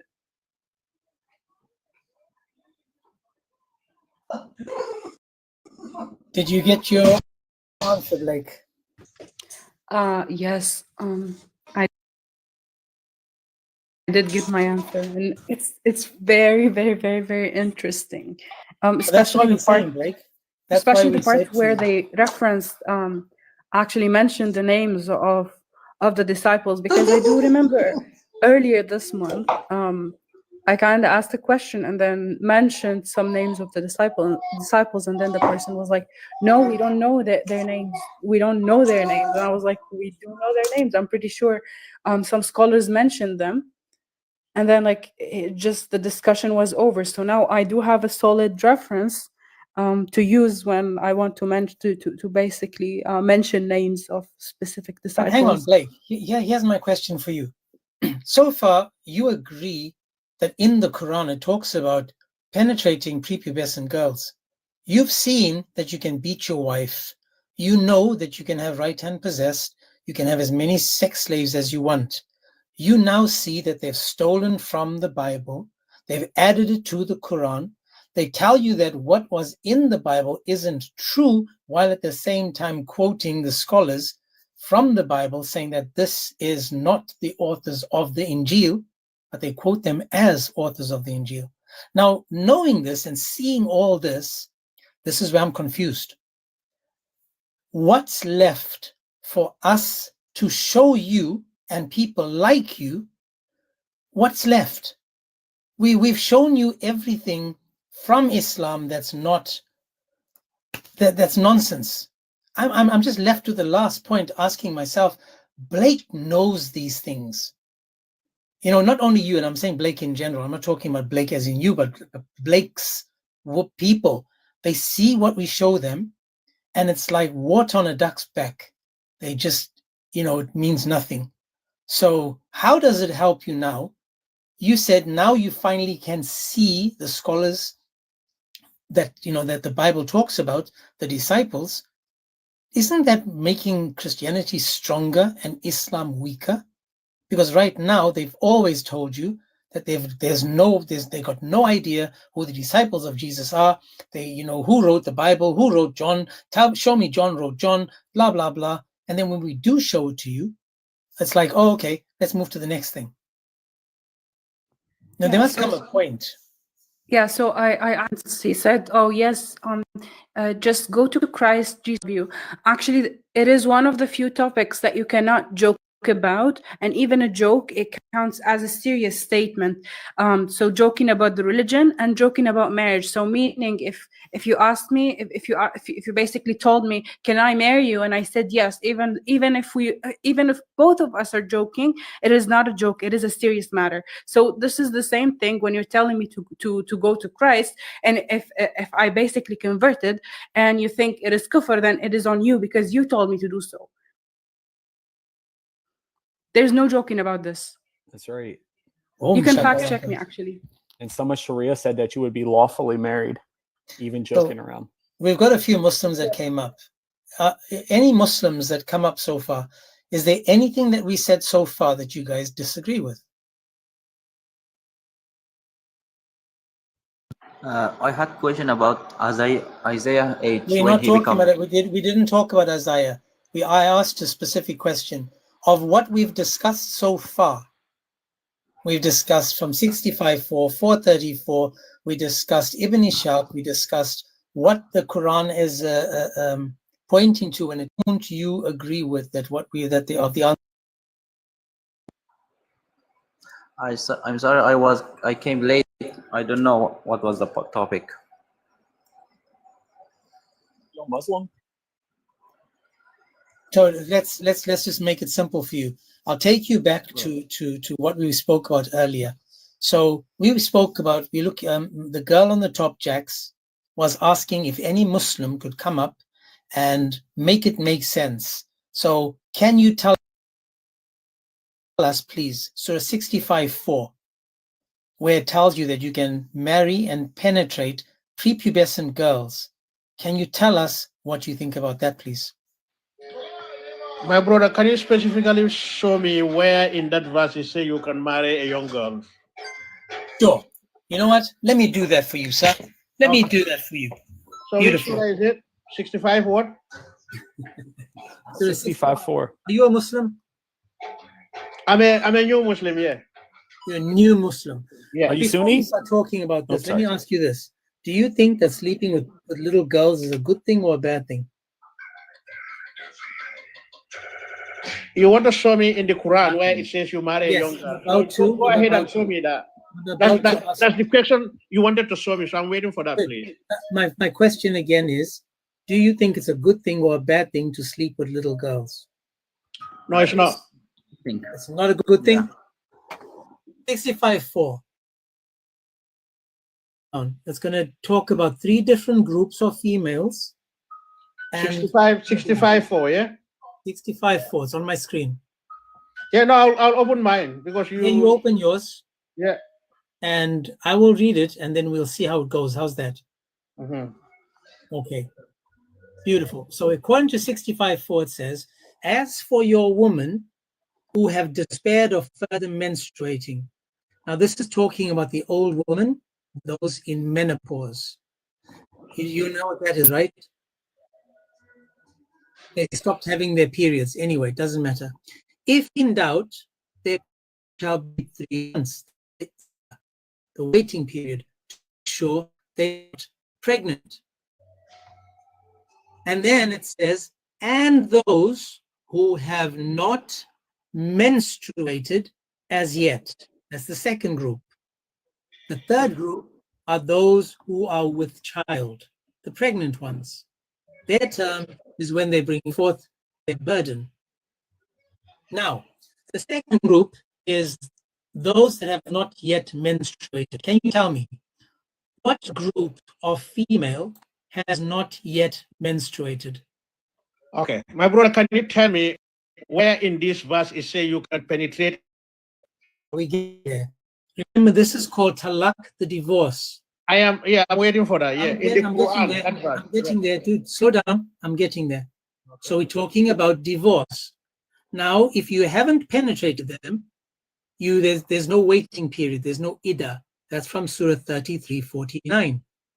Now, when it says, and those who have not menstruated yet, to get a better idea, we go to the tafsir. Have you heard of a tafsir? I'm waiting for your explanation. I'll talk when you make sense. Brother, have you heard of a tafsir before? Yes, I do. Okay, let's go to the tafsir and see if the tafsir tells us about these that have not yet menstruated. This is Ibn Abbas. Have you heard of Ibn Abbas? Go ahead, my brother. I'm listening. Have you heard of Ibn Abbas? No, you go ahead. I am listening. Okay. Just read. Give me the sources you have. You don't have to ask me. I'll be a listening ear. Good. I need to ask you because by your response, I know whether I must talk to you like you're 6 or whether you're 26 or 56. Because again, I don't know the level of Islam that you have in your brain. But we'll go through it slowly. So Ibn Ishaq, who's a companion and the cousin of Muhammad, said, and such of your women who despair of menstruation because of old age. So this is group 1, the old age. If in doubt about their waiting period shall be 3 months. Upon which another man asked, O Messenger of Allah, what about the waiting period for those who do not have menstruation because they are too young, along with those who do not have it because of young age? Their waiting period is 3 months. Now, the only reason for the waiting period is because they were penetrated at a young age. Because if there's no penetration, there's no waiting period. Now we go to another dude. He's called Jalalain. Jalalain says, as for those of your women who no longer expect to menstruate, if you have any doubts about their waiting period, their prescribed waiting period shall be 3 months. And for those who have not yet menstruated because of their young age, their period shall be 3 months. Ibn Kathir, I don't need to ask you if you know him because you don't know him either. It says, the same for the young who have not reached the years of menstruation. So now, according to this verse, it's talking about little girls, young girls, that have not yet menstruated. They're being divorced, and because they've been penetrated, they have to have a waiting period called the Ida. Did you understand any of that? Yes, by far, but Hang on. No, not you, my brother. Sorry, not you. I'm talking to I am something.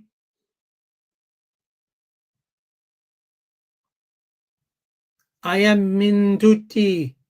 Are you there? No, Lamin. Sorry, Lamin. Lamin, are you there? You muted, Lamin. You need to unmute yourself. Hello, James. Hang on a second, Survivor. Hello. Hang on, Survivor. Lamin, are you there? You need to unmute yourself to speak. Yeah. Okay, let me see. Hi, James. I have a question on the topic. Sure. Yeah. Basically, you're talking about something from 1,400 years ago. Don't you know a human being changes biologically? Okay. So it's the Quran. Hang on a second, Survivor. If the human body changes for 1,400 years, correct? Pay attention. Is the Quran for all times, or is it only for 1,400 years ago? Survivors. Dun, dun, dun. All times and until all times. until Did Allah the know? end Hang of on, time. hang on, Survivor. Pay attention now. Did Allah know that the human body would change in 1,400 years? I'm here. Survivor, come off mute and have a Of course, conversation. Allah is all knowing. Beautiful. So if Allah is all knowing and he knows the human body will change in 1,400 years, he still allows the Quran to teach men that they can penetrate these girls before menstruation, because the Quran is for all times, correct? James, let me tell you something. Actually, you're misinterpreting Listen Quranic to my verses. question. Brother, You listen need to my to question, have please. deep understanding. Oh my God, just please listen to me. Is the Quran for all time and for all people? Pay attention, Survivor. Focus. Is the Quran for all time, for all people? He just went from justifying it to now saying you're misinterpreting it. Why were you just trying to justify it then? I would Come on, like to Survivor. speak with James only. Okay, if you talk don't to me mind. then. Is the Quran for all time? Dude, if you mute yourself again, I'll drop you. Of course. Okay, so if it's for all time today, 2025, does the Quran is the Quran relevant today? Of course, I said that before. Okay, so in the Quran, is the Quran telling you in 65:4 that today in 2025 you can marry, penetrate girls who are too young, haven't reached menstruation?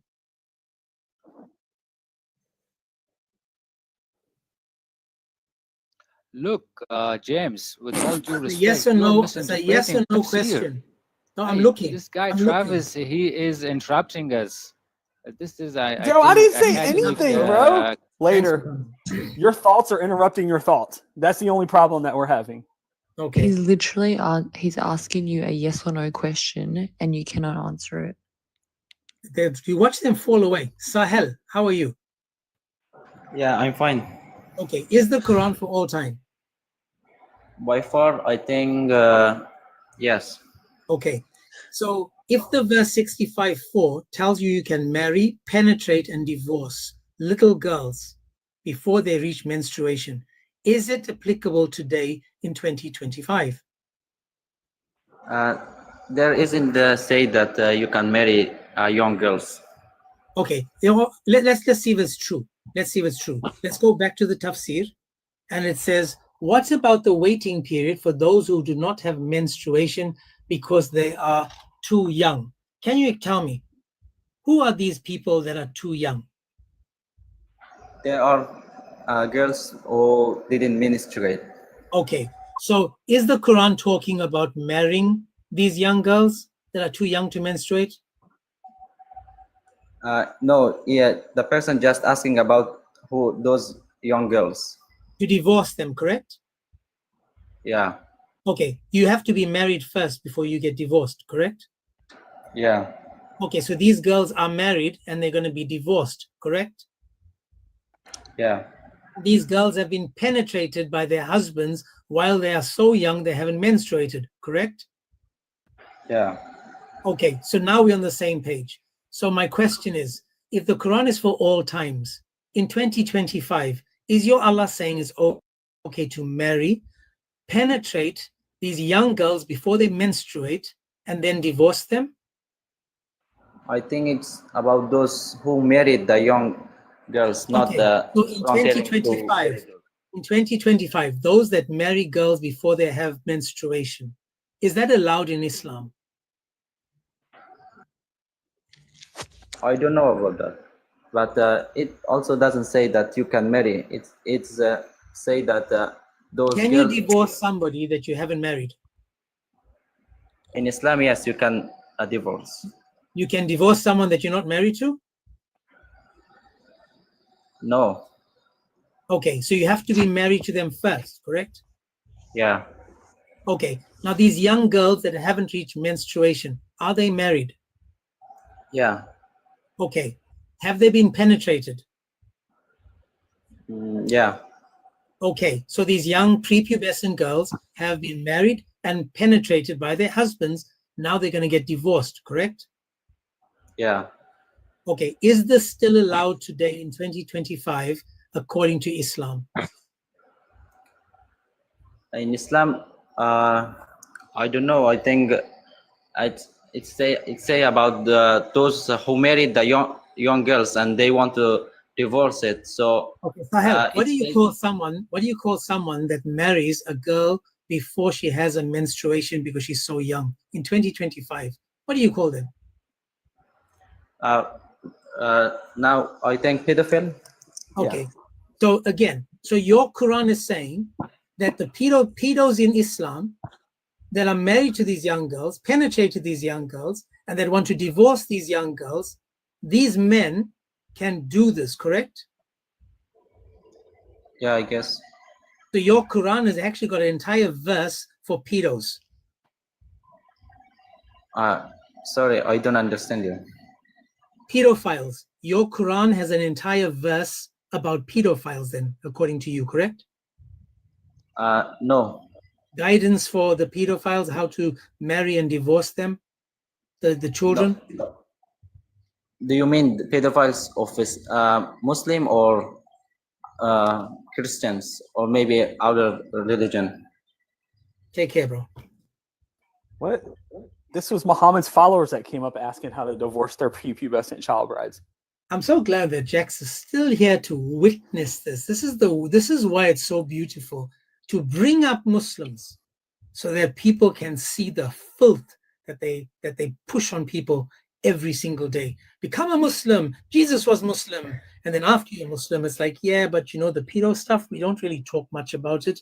We don't focus too much on it, but it's there.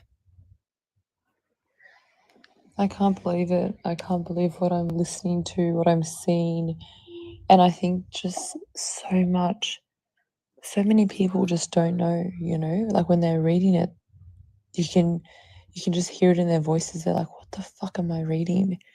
You know, but they don't want to not defend the religion. They have to try and have some sort of stance on it. And there's just no justification.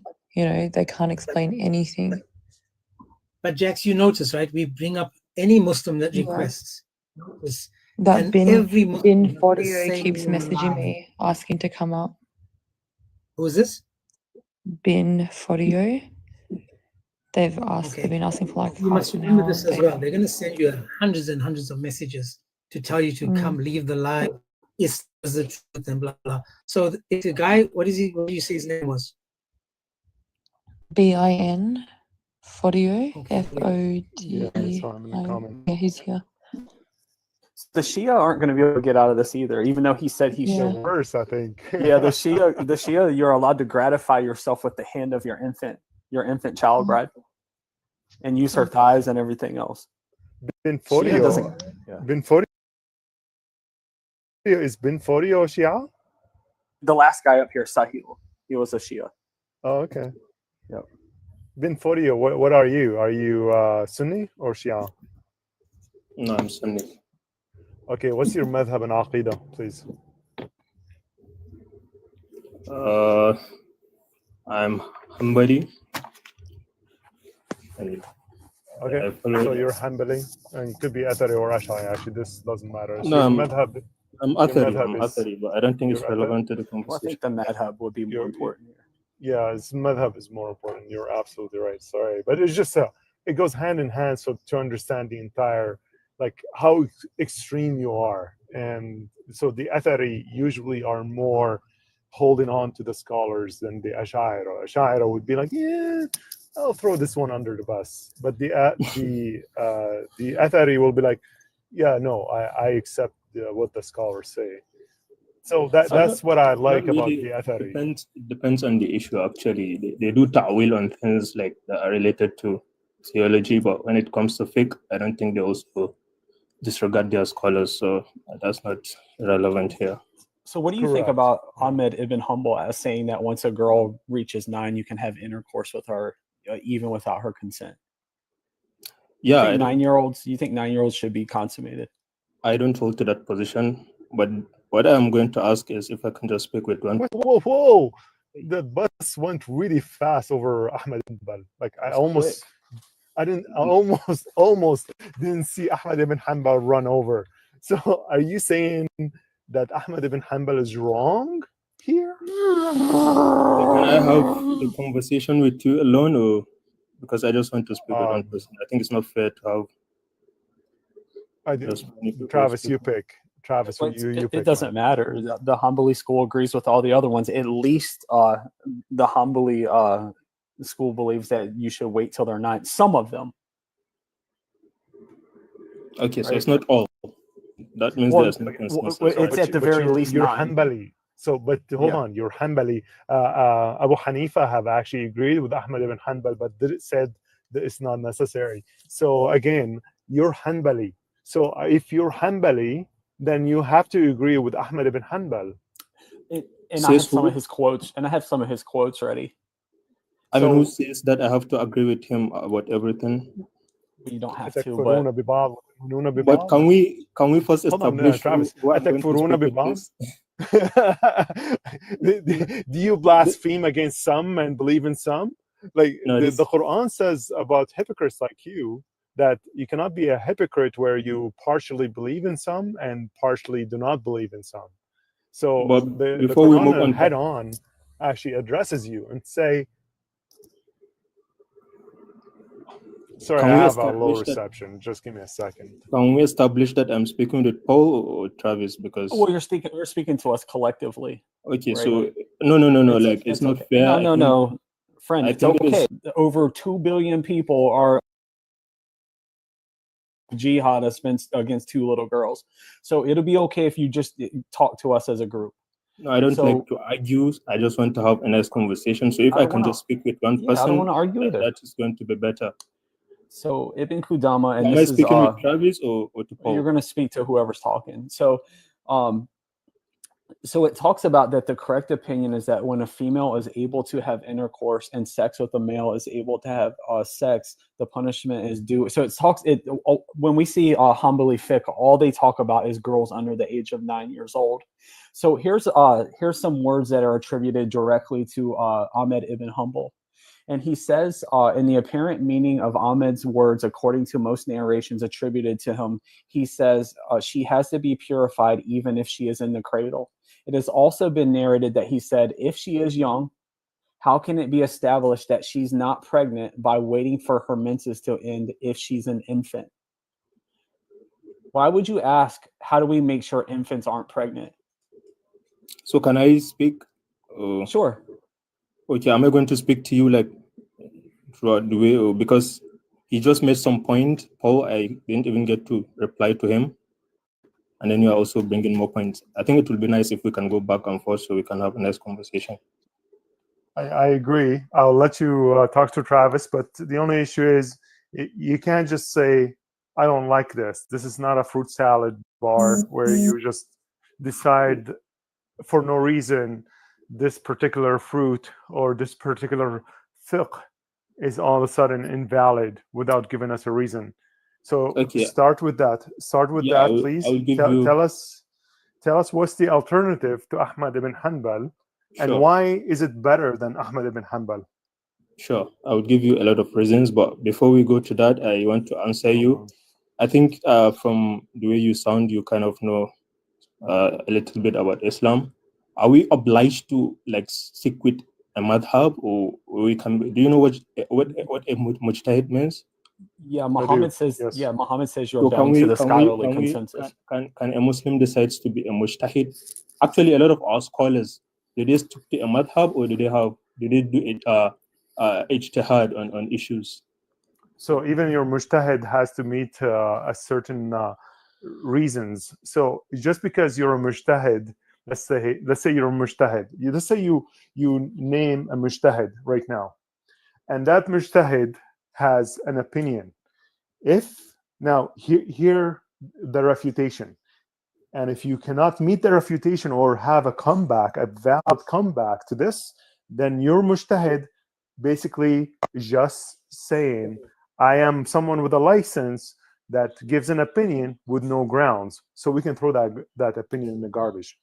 Exactly. So you understand let me give that. you, dude. I just gave you an introduction so you can understand why just by citing a mujtahid is not going to do you any good. Because number one, your mujtahid has to now argue with reasons, logic. Number two, he has to also argue against the majority of consensus. So he has to argue against Ahmad ibn Hanbal, Imam Malik, Imam Shafi'i, Abu Hanifa. And then he also, your mujtahid, has to argue against Al-Tabari. Well, I don't think. No. You understand what mujtahid means, because what dude, I can tell you what mujtahid is. So let me just speak this. Let me finish. Okay, finish. Okay, sure, so I hope you're writing this down. I hope you're writing this down. So a mujtahid opinion has to also argue that these people that I mentioned before are wrong and why they're wrong. And not only this, he should also be able to tell me why all your mufassirin got it wrong too. So just again, by citing the mujtahid, saying, oh, I think this is this, because I know the mujtahideen you're going to actually mention. There's only two. Literally, there's only two. And those two are not going to be against the ummah. So you're going to have to argue against the ummah, not against me. Do you understand how this works? Right? And Imam Shafi actually talks about this. And he quotes some sources. Imam Shafi debunks you about child marriage, but let me know when I can speak. Wait, are you sure? Hold on. I mean, I can. Hold on, I got Imam Shafi on speed dial, friend. Let me know when I can speak, because it's just too much. Yeah, probably not ever after saying that. So he actually quotes in the section of marriage that there's no waiting period before having intercourse, just like we do. And then he says the waiting period is obligatory for a woman divorced after intercourse, whether the husband and wife are prepubescent, have reached puberty, and one has and the other has not. And in case you guys don't know what intercourse is, it means boing, boing, boing, boing. He even has to tell y'all what it means. Imam Shafi loves child. Hold on, Imam Shafi loves child marriage. Okay, we'll see if you can allow me to speak. He even says if she's fat and chunky, you can consummate her. Let's see if he retained it, though. We'll see. Travis, let's see if you retained what I said. 13. Because I don't think let's see if you let's say if you dude, with just all 1 due second, respect, please. Travis, I think I know about all these things before you even You start guys are trying to human convert worshippers. Islam. Remember that. Oh my goodness. All right, thanks. I don't think you need to show me anything. Ben. I So know I all hope these you things. retained. I hope you retained what I asked for. Yes. And if you're in, you did, right? Can Could I answer now? could you demonstrate, please? Said in a nutshell, please. Like, but I do want you to engage with what I said. Yes, so I think the mistake that you're trying to make is that you're trying to make it sound like a mujtahid is who disproves the scholars. A mujtahid does not disprove the scholars. A mujtahid looks at the evidences that each and every madhahib has, or each and every imam has, and he goes with the strong opinion. For you to follow a madhab, it means that you are just not knowledgeable enough, so you can just stick with one madhab. For example, if I'm just a lay person and I'm sticking to like the madhab of Imam Ahmad, and I just want to look up a ruling very quickly, I just have to look at Imam Ahmad and I don't have to worry about other madhahibs. For a mujtahid, on the other hand, he can examine all the other madhahibs and come to a conclusion that this madhahib or this particular imam has more evidence. So using that evidence, he follows him and he take that position. That's what a mujtahid is. Perfect. It's not about looking and disproving the scholars or making an argument against so them. Name the mujtahid and name the madhahib he used in order for. So that's exactly what I asked. I said, in order for you to say that this is the correct, then you have to negate the wrong ones. So go ahead, name the mujtahid that you think is saying that child marriage is not possible to consummate with, and then name the madhahib he used. So that's exactly what I asked for, the logic. How did this guy come about his reasoning? So go ahead, tell us, who is it? Okay, so I think Start with the again, the name. mistake you are making, No, I don't have to. Dude, make the name. I can give Who's you a the couple name? of names, but can I speak Yeah, I want the first? name right now. Yeah, we want Can I make sources. some arguments as well? No, Wait, we I want want the sources. name. I want the Sources, name. sources. I want the just names. name. No, Okay, no, I no, can no. give you. I want the name. If you're appealing to a mujtahid, then you have a name. Who is the mujtahid? Okay, so I have a couple of mujtahids, and most of us modern day scholars are James, mujtahids. Travis, I need him to spit out a name. Come on, like this is not But hard. can we have a conversation? Like, it's Yes, not as about. soon as you give us a name. Now, also, he's I'll going to have give to you the also. name, though. I mean, Okay, please give us a stop name. talking. Stop Guys, talking. Just give us a name. Just give us the name. Remember, this is a Quran verse. He also has to explain the Quran verse as Travis, well. don't let him Google, Okay, please. I know. Okay, just go ahead. Give us a name. Come on. Yeah, I'll give you some names. Don't worry. But No, can right I? now. The next thing coming out of your mouth should be a name. Nothing else. Like, why are we fighting? Are we not just having? No, because you're lying at this point. So go ahead, spit it out. Lying? I'm going to speak. Just Spit allow it us to speak. out. Let's have No, a no, nice no. conversation. Okay. Like, what's the aggression? Name. What's The the name? aggression is because you want to Googling. hide behind the mujtahid, which is an invalid point to start with.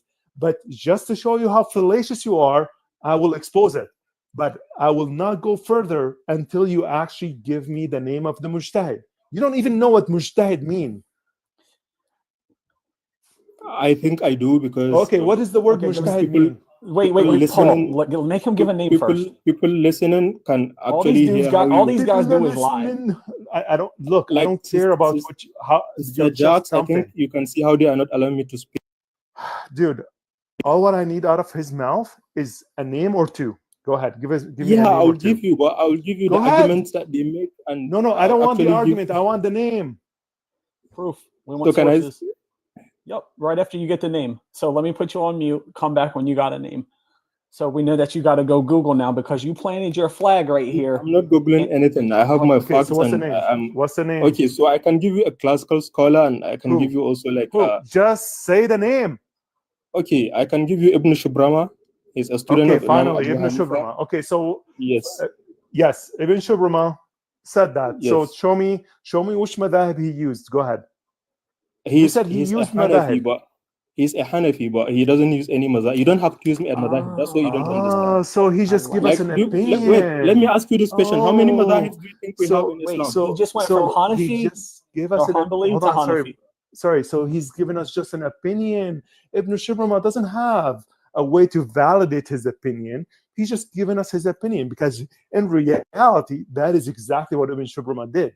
So the other scholars that Okay, give so their argument, what's I the hujjah answer the that they question give? What's here. the dalil? Answer the question. Ibn Shubrama, what argument did he use?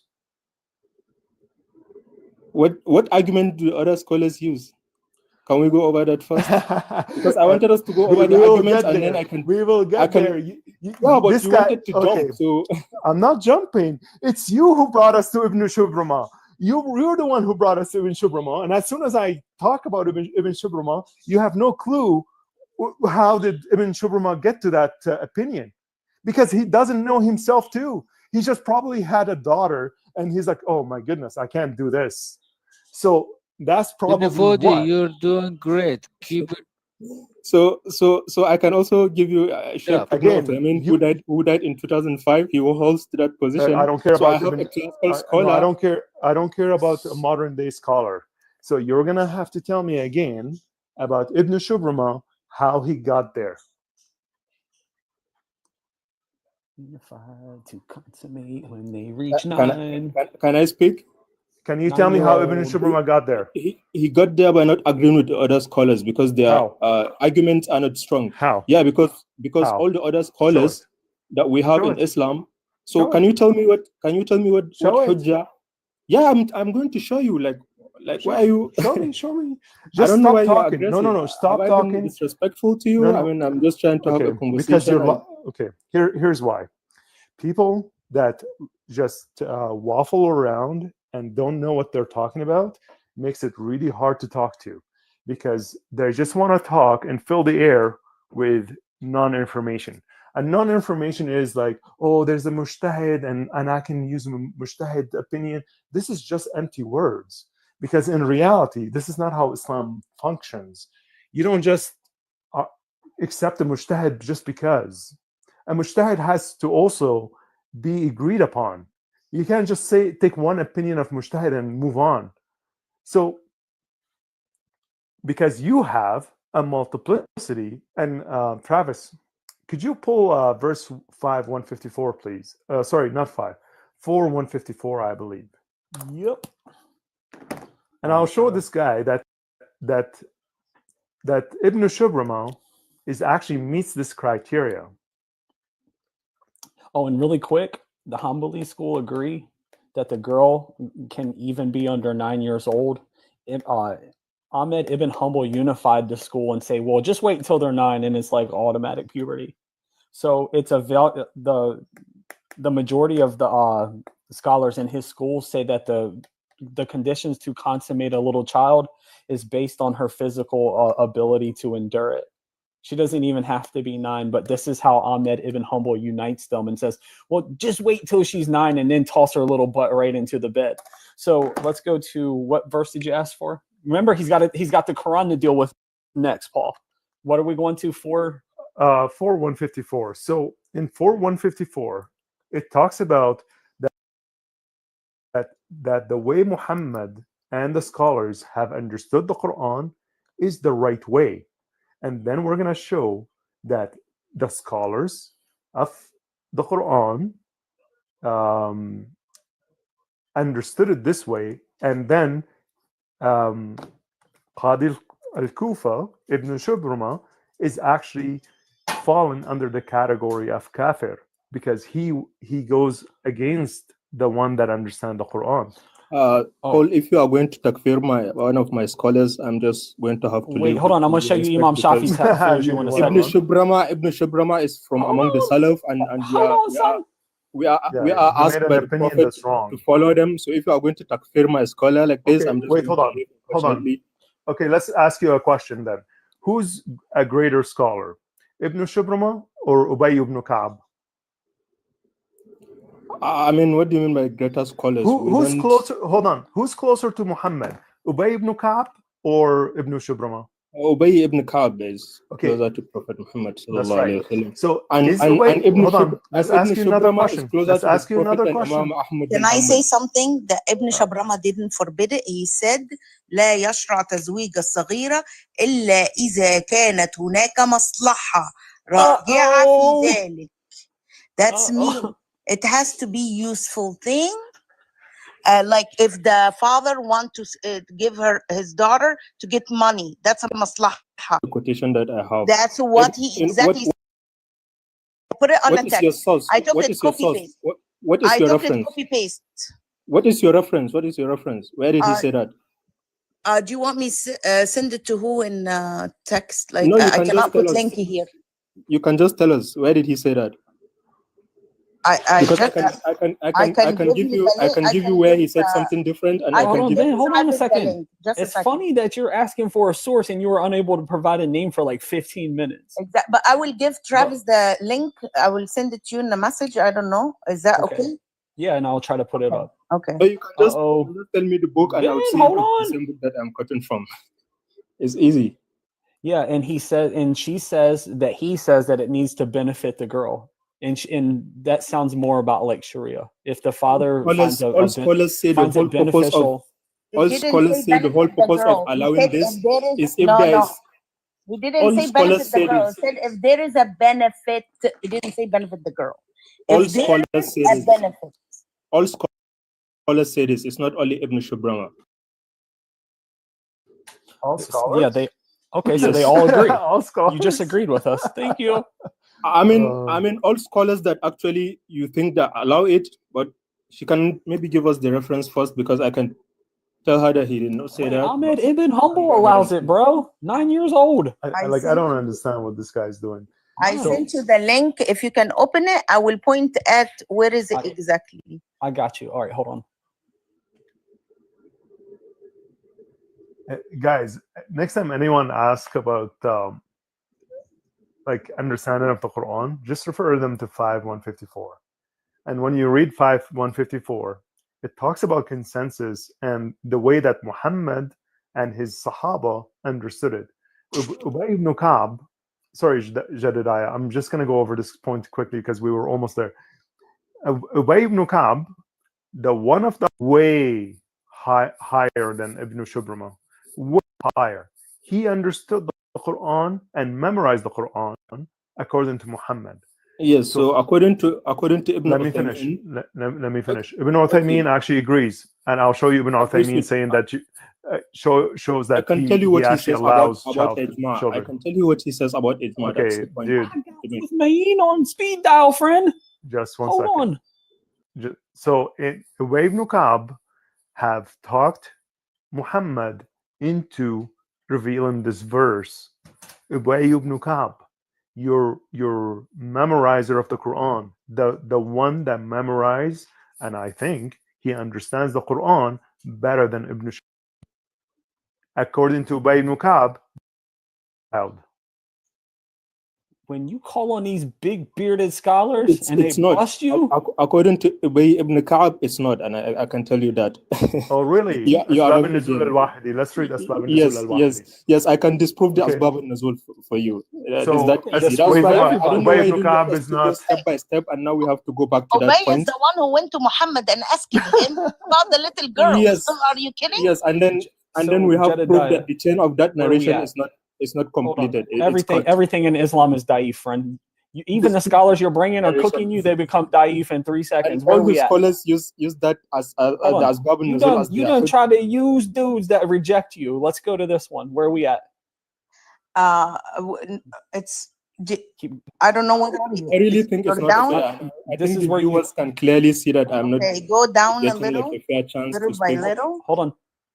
So I think if we could go step by step, Wait, like don't I run. can Hold easily on. disprove Hold on. this. So.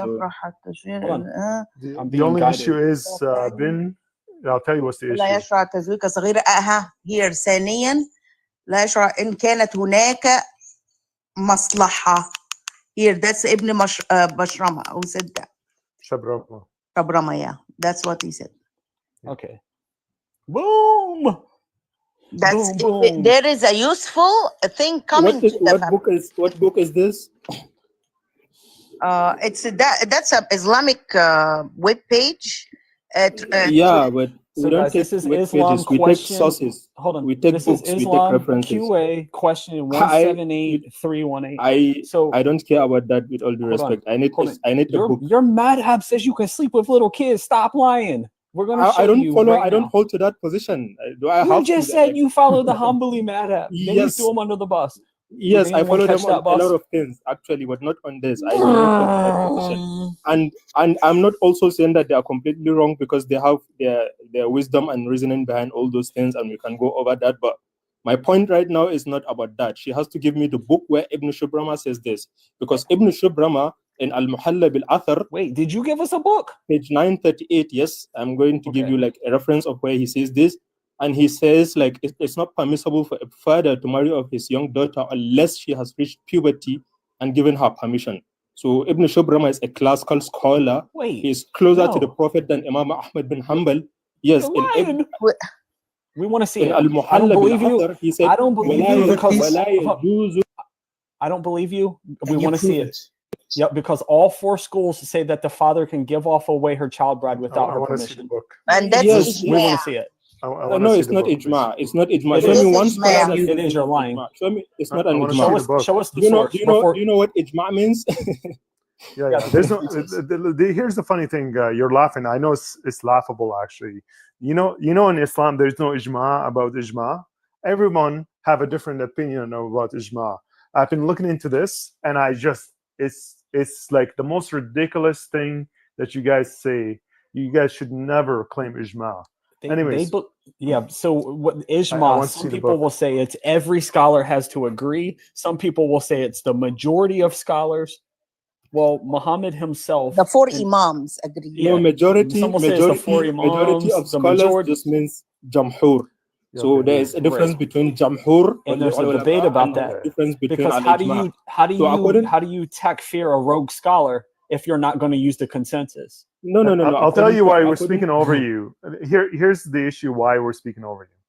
Because when I ask you what does Ibn Shibrama brings as an argument, you had no answer. You start waffling right away and start telling us you are not about Ibn allowing me to al-Taymiyyah. give you the answer. Okay, You so are what's not the allowing me answer? to give What's you the answer? Okay, what's the answer? So the answer is quite simple, right? Mhm. Ibn Shibrama does not agree with the jamhur of the scholars, and he holds to that Jamhur, position because they don't have He doesn't speak Arabic. they don't have dalil to back it up. Again, why? Because the verse is a mutashabihat. It's not a clear verse, and Show me that Ibn Shibrama said this is mutashabihat. Go ahead. I mean, I don't have the quotation right now. I can there's give no you such later, thing. but You're lying. But This is why we're speaking over you, because you're lying. Okay, You're so lying allow through me your to things. finish. But you I've asked me read to it. answer. No, I've You read asked me- exactly what you read, but you're not. Okay. There's Ibn Shibrama have given us no reason whatsoever. In fact, he uses 4-6 as an argument, which you didn't even know. So Ibn Shibrama makes a logical fallacy in order for him to get out of the issue and start talking about 4-6 to prove his point. The only problem is that 4-6 is not a good argument, because Muslims don't just marry yatama, and yatama has a different reasons or different criteria. Now, you keep saying that the other scholars don't have proof. Yes, they do. That if we go over the grammatical, the language, the fact that some scholars still believe Muhammad married a prepubescent child, etc., etc., and then Aisha herself saying that when a girl reaches 9, she's a woman. This is where your Sheikh Ahmad ibn Hanbal concluded that 9 is the marker. At 9, that's it. The female gets married, she's an adult. So, okay, can I speak? So all these are actual proof. Are you saying Aisha lied when she said, or she was not familiar with the fact that 9 years old is not a marker? Yeah, can I speak now? No, did you register everything I said? Yeah, I mean it's a lot to And take are you in. gonna That's why stop? it's Are you better gonna if we stop lying? can. Wait, are you gonna stop lying? Because you had no clue what Ibn I Shibr haven't taught. lied. I haven't lied a single time Okay, since I so come up again, this you said panel. Ibn I've been giving Shubrama. you You said references. I'm not Ibn. giving you my No, opinion. no. I'm giving you the Yes, you opinion did. of the ulama. You did. You told me this is mutashabihat. You literally said this is mutashabihat. Is this Okay, your so opinion? Wait, hold on. Is can this you your opinion or is this can scholar you opinion? can you tell me Answer the what question. Answer the question because you lied again. I'm gonna keep catching you on lies. You said this is mutashabihat. Is this your opinion or a scholar opinion? what Again, I'm not asking you this. I'm asking you, is this your opinion or is not your opinion? It's a general rule verses that we know from. Is this your opinion or a scholar opinion? He's gonna About say this scholar. particular verse, there isn't a. Is this your opinion or the scholar opinion? This is It's a mutashabihat. general rule. It's a general rule. Is there Paul, can I anyone that ask you agrees with something? you? Is Can I there ask you anyone that something? agrees with you? This is mutashabihat. This Paul, guy can is gonna make my hair turn white. Really. Paul, can I ask you something? The Sure. verse itself tell you, وَاللَّائِي لَمْ يَحِدْنَ, those who didn't reach puberty yet. So is that mean they have to reach puberty or that will go against the Quran itself? Can I speak? So if somebody come and say, no, they have to reach puberty, that's meaning it went against Quran itself, the verse itself, who says who didn't reach puberty yet. No, it says it didn't say they did not reach. Yeah, adding to the text. لَمْ يَحِدْنَ. They have not menstruated yet. It didn't say they didn't reach puberty yet. So I think you have to get that right. Oh, you mean girls who didn't have their period? They are like okay. So it's a prepubescent. So how it reached puberty like to you? I don't get it. Like when she get her period, before she get her period. Let's ask the simple question. Let's do this. Bin, what does it mean for a girl to reach puberty? What does that mean? I mean, there are a couple of things, and menstruation being one of them. Yes, if that was Menstruating, a girl that menstruates has reached puberty. Yes. Is she an adult? I mean, it depends on what you define as an adult. So Okay, listen. yeah. A girl that reaches puberty, a girl that has menstruation, is she an adult or is she still a child? Let's say Yes, at 9 years old. Islamically, she's an adult. Yeah. Okay, Islamic. Now, would you marry a girl that had her period at 10 years old? Personally, no. Why not? Because I'm not attracted to that, or it's not something that I feel like I would do. Well, hang on, not attracted to what? To a younger girl or anything like. Okay, so you believe that you need to be a special type of person to be attracted to a 10-year-old or even a 12-year-old that has had her period, right? If I'm 15 and a girl is 15, like, yeah, we can No, marry. I'm talking about you as you are today. You said Islamically, if a girl has a period, she's an adult, correct? Yes, she is. Okay, so you as an adult man meets an adult at 10 years old that has a period. Why wouldn't you marry this grown woman, this adult? Because we have examples from the Prophet that for you to get married to someone, it's good to be of similar age or some like what? You have to Muhammad be. really lied about that. Yes. Because Umar and Abu Bakr wanted to marry Fatima, and he told them yes. Dude, just one second. And I can give you a scholar, and I can give you a scholar that says this is because of the difference. You're lying. Show me that hadith. Show me that hadith that says that you should be similar to the same age. Because we have literally Muhammad saying, why did you marry someone of similar age? You should have married a little one because you can play sport with her. Like, what are you talking about? Like this guy, like the lies that he's saying are intolerable at this point. Wait, but this is good, guys. This is good. Paul, Olympics. Travis, listen carefully. Sorry, just 1 second. This is good because it shows the public, it shows the 176 people how Muslims have to cope and lie to make it make sense, to try and make it palatable, to be able to swallow this kind of rubbish. They have to lie about it. And he knew that Muhammad was 50 something when he penetrated a little child, but then he realized that he panicked. Wait, we got to read on the Muslim Olympics. It's coming in I think 2028. James, I've been listening to you, and I think you are a fair host. Since you are back, I think it's fair if I can get some time to be responding to the questions, because I think it's a bit unfair to me, with all due respect. So Just stop lying, please. Stop Coming to lying. the Abduls. I mean, in how 2028. when have I lied? So again, you said that Muhammad said that they should be in similar age. Yeah, then either Muhammad is a hypocrite or a liar, because he also said in different oral walk in contradiction that you should marry a little one. No, he didn't say. Of the same age. He didn't say a little one. He said a Well, virgin. what did he say? He said a virgin. Can I read a hadith about the Muslim Olympics? So Jabir come to Muhammad, or Muhammad come to Jabir and said, Abdullah died and left 9 or 7 daughters. I married a woman who had previously been married. Here comes Muhammad. Allah's a messenger said, Jabir, have you married? I said, yes. He said, a virgin or one previously married? I said, messenger of Allah, with one who was previously married. Whereupon he said, why didn't you marry a young girl so that you could do sport with her and she could do sport with you, and you could amuse with her and she could amuse with you? This is the Muslim Olympics, by the way. It's coming only for the Abduls in 2020. Really sport? Wait, this is what he says. Hold on. He says, I said to him, Abdullah died and left me 9 or 7 daughters. I don't know how many's in my house, 9 or 7. I didn't approve of the idea that I should bring a little girl like them into the house, but I preferred to bring someone in that could babysit them and look What's the after issue? them and They should comb be their equally hair. yoked. Didn't you say that in the Bible? And you could do sport with her. Hey, so Ben, this is good news. But This is but good the news. You hadith can win a actually- bronze. Yeah, and doing- Travis, hadith doesn't say sport. It says fondle. This playful, so she can be playful.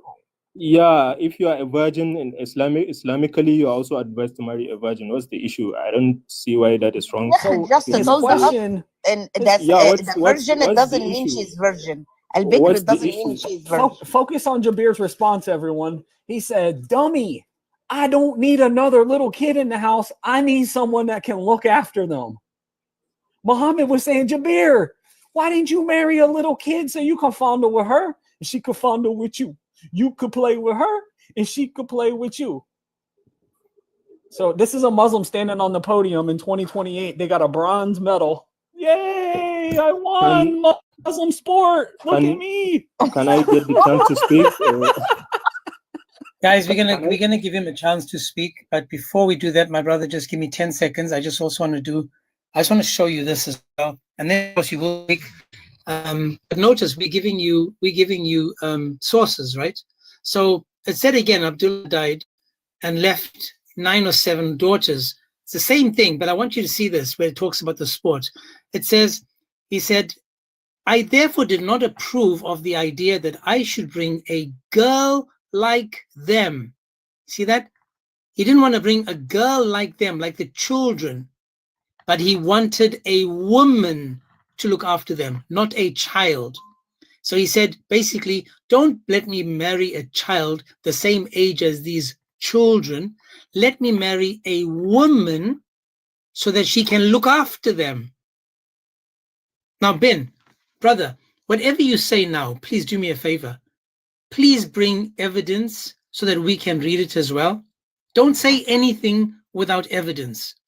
We've proven to you from the Quran, from the Hadiths, that your Allah pushes people to sleep with little prepubescent girls.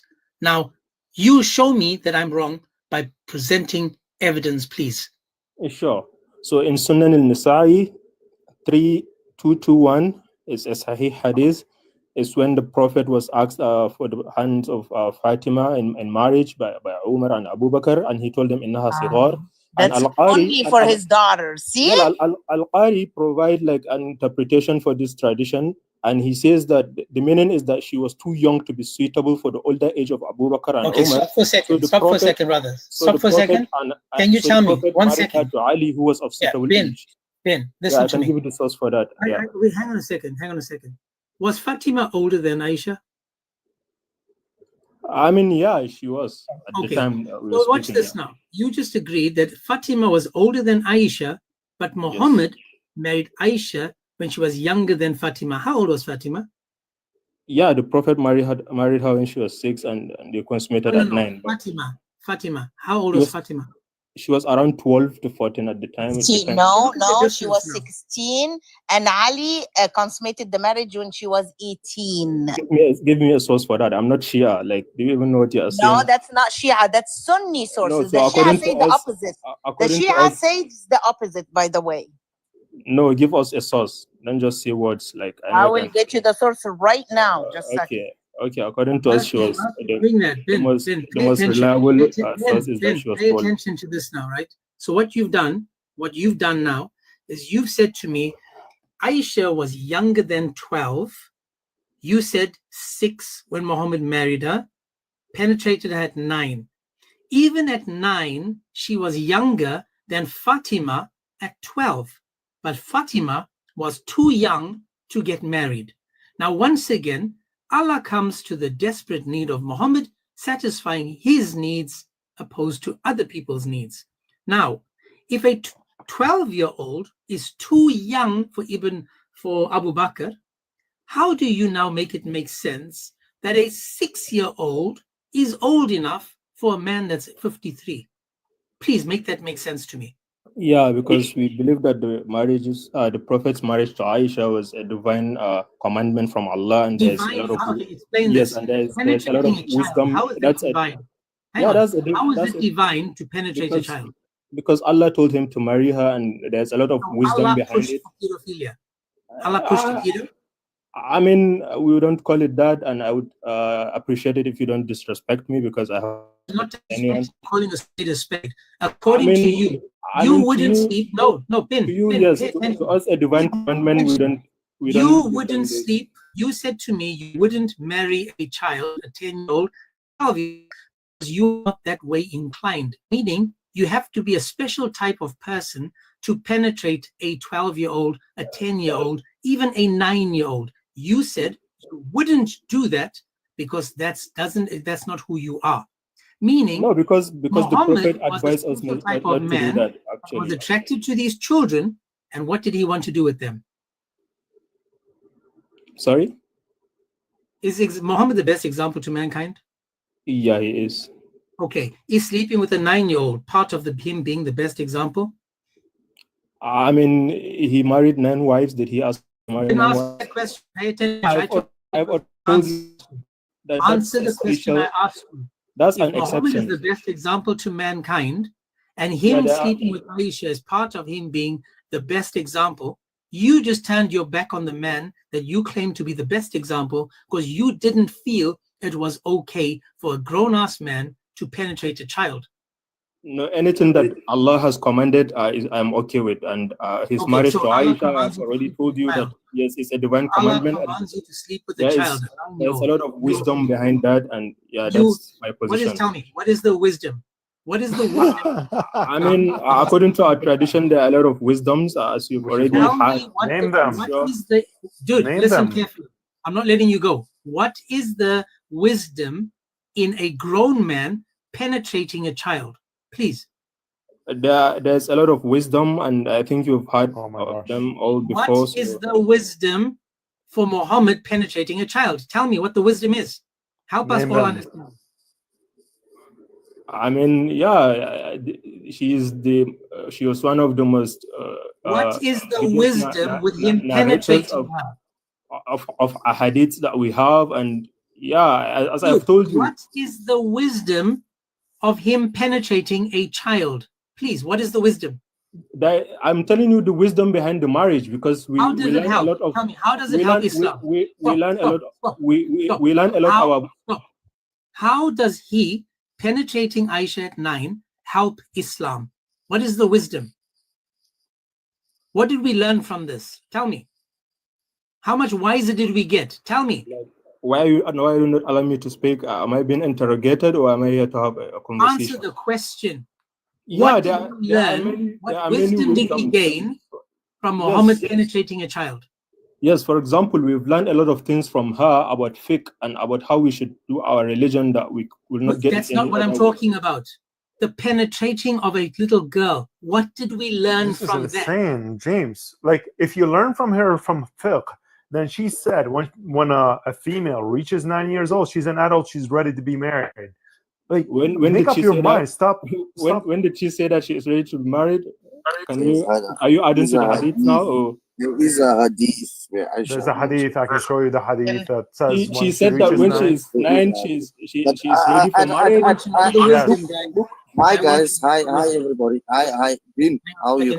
Mr. D, hang on. But I can want I to give know him the source? the wisdom. I don't want anyone else to change the subject. About the hadith. Tell Paul me is the just wisdom. adding to the text. No. So I'm just trying to. Bin, I want to know, what is the wisdom that we have learned from Muhammad penetrating a child? That's what I want to know. Nothing else. Well, according to us, she was not a child, so I don't have to respond to that. A 9-year-old is a Yeah, she was- 9-year-old an adult. Yeah, I mean, according to us, she is an adult at the time she So got why married. wouldn't he marry a 9-year-old? So why he said about Fatima that she's young then? Yeah, because that's the whole thing, right? And I've told you this already, because her case was an exceptional case, and there is wisdom behind that. And yeah, I don't want to like deflect. Why when it comes to his own daughter examples of- becomes a special case? Sorry? Why when it comes to his own daughter becomes special case? And when other girls, it's not a special case. Like when it comes to Abu Bakr, he took his daughter when she was 6 years old, وكان يفخذ لها, وكان he thawing her. But when it comes to his own daughter, no.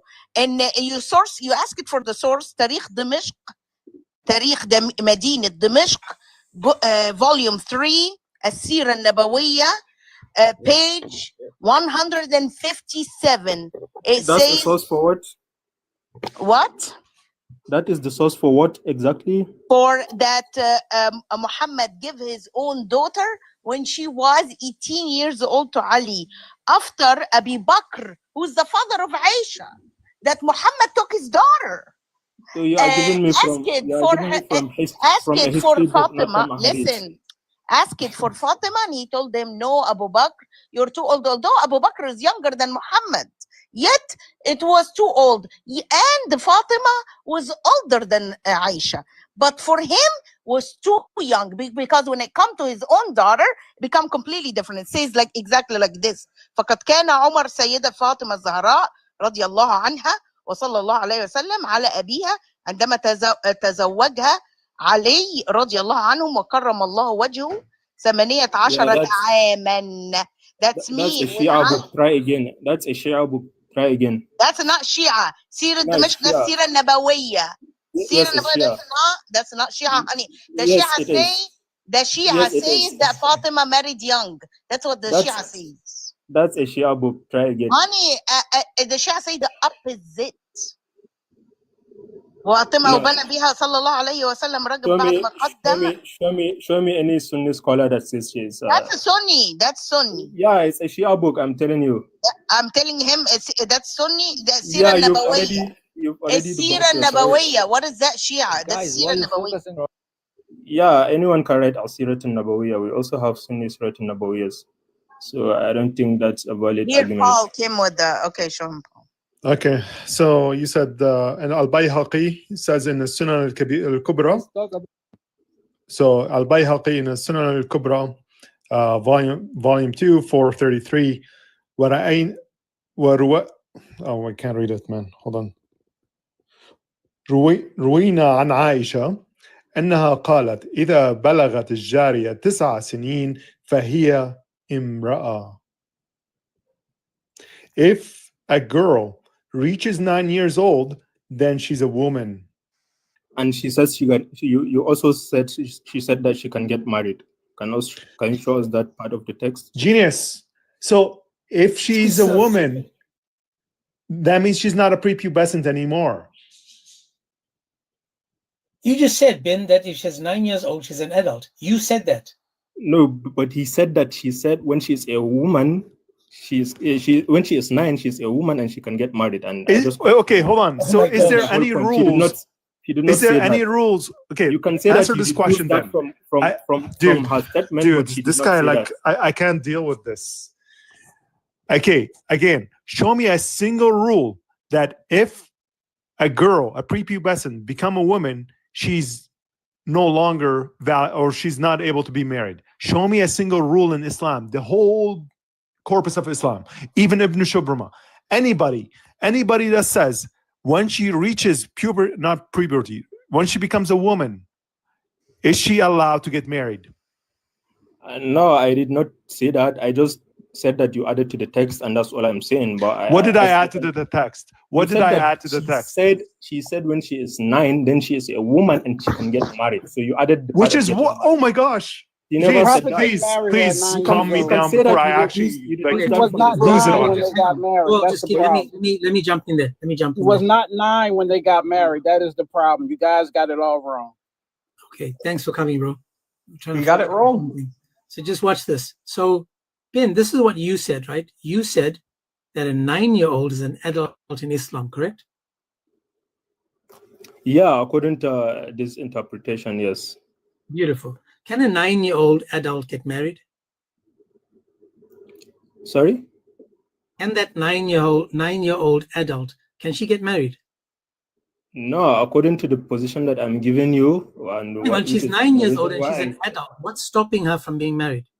He's lying, James. He's lying one more time. Ibn Shubrama is precisely talking about prepubescent. And according to the criteria of Ahmad ibn Hanbal and Aisha, you reach 9 years old, you're no longer prepubescent, even if you're not reached puberty. So the 9 years old is the marker for these two people. Aisha and Ahmad ibn Hanbal. Just shut up. Shut up. Seriously, like just shut up. You're lying through your teeth. Why am I lying? I'm giving you the sources. Like, why are you gaslighting Where's me? your source? Name one source you gave us. Nah, can't be bothered, guys. This is No, lie. please. I want that one source he called. By the way, that source he called is not for Ibn Shubrama. Bring him back up and let him to announce one source he gave. Just give me one source. You just mentioned the name of Ibn Shubrama. What's the source for Ibn Shubrama? Al-Muhalla bil-Athar. Okay, proof this is for Ibn Shubrama. Go ahead. Give him big screen. I want to see it. Go ahead. Al-Muhalla bil-Athar, ya Ghabi, is not for Ibn Shubrama. But let's go ahead.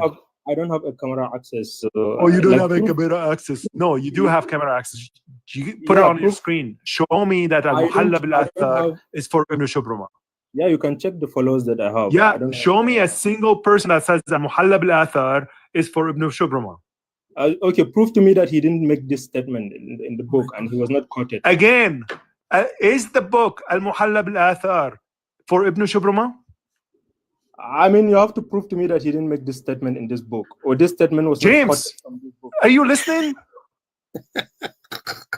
You asked for him, bro. You said bring him back. All the books that Travis was quoting. Can I get big screen? Yeah, sure. I mean, Travis was quoting from fiqh books, and he's quoting statements. It's good. Mute this Jahil. Does that mean that? Mute this Jahil, please.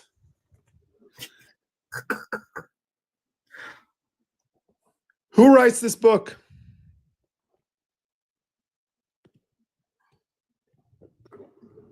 Is Jedediah here? It's Ibn Hazm that wrote the book. Yes. Okay, so is Ibn Hazm the same as Ibn Shubrama? He quoted Ibn Shubrama. What's wrong with that? Okay, so hold on. Don't you do that all the time? So you don't have a book for Ibn Shubrama?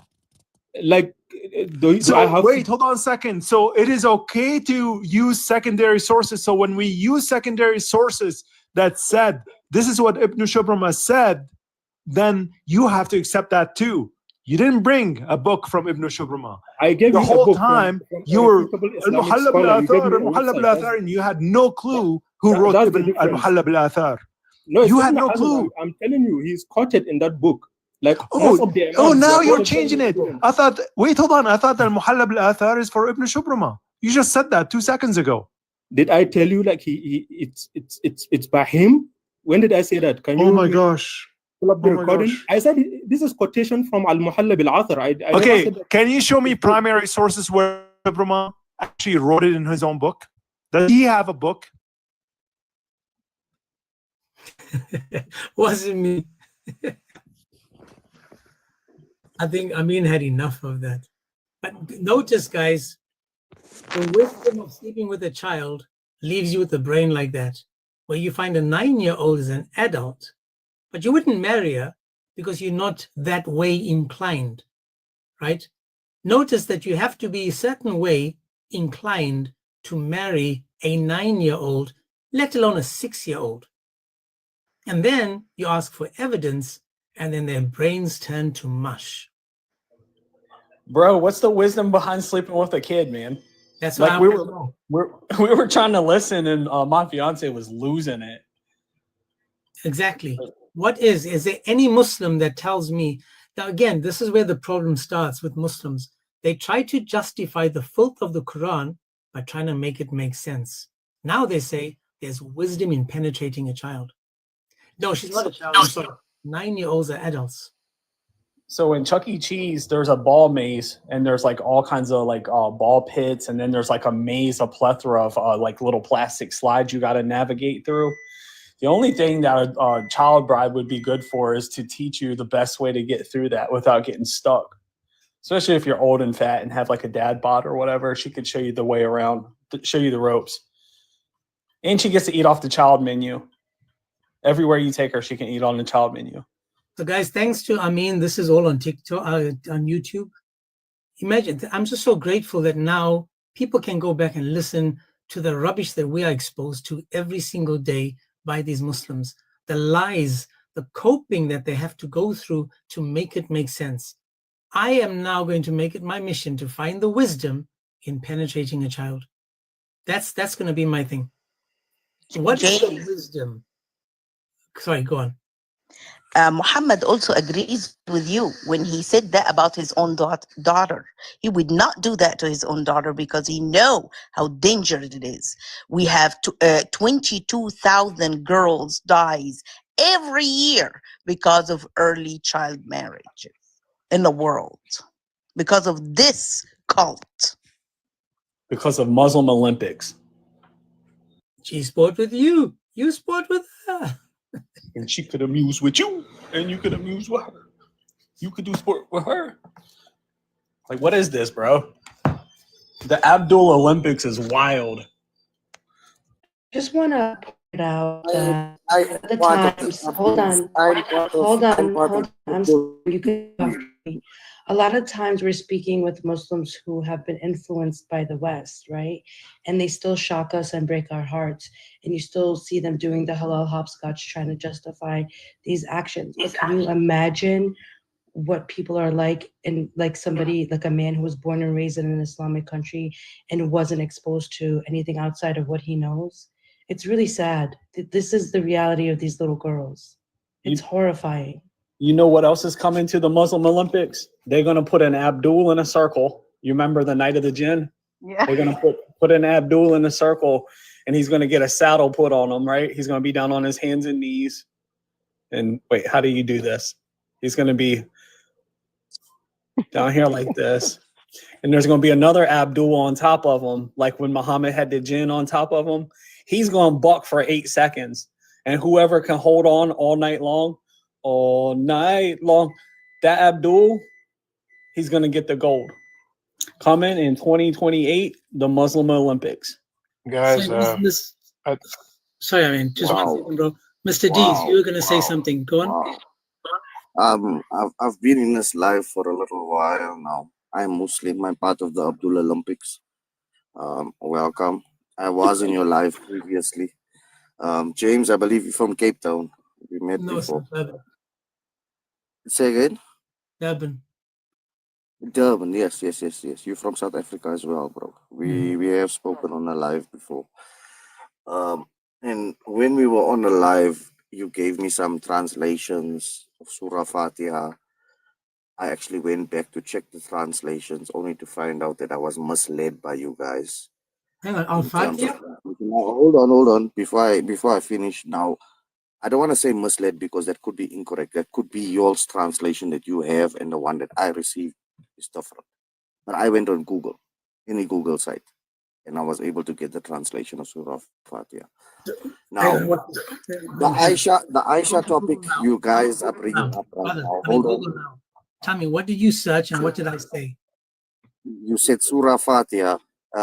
You gave me a translation. You gave me a translation of Surah Fatiha. Your translation was basically where God says, This is he you we must. worship, you we ask for help.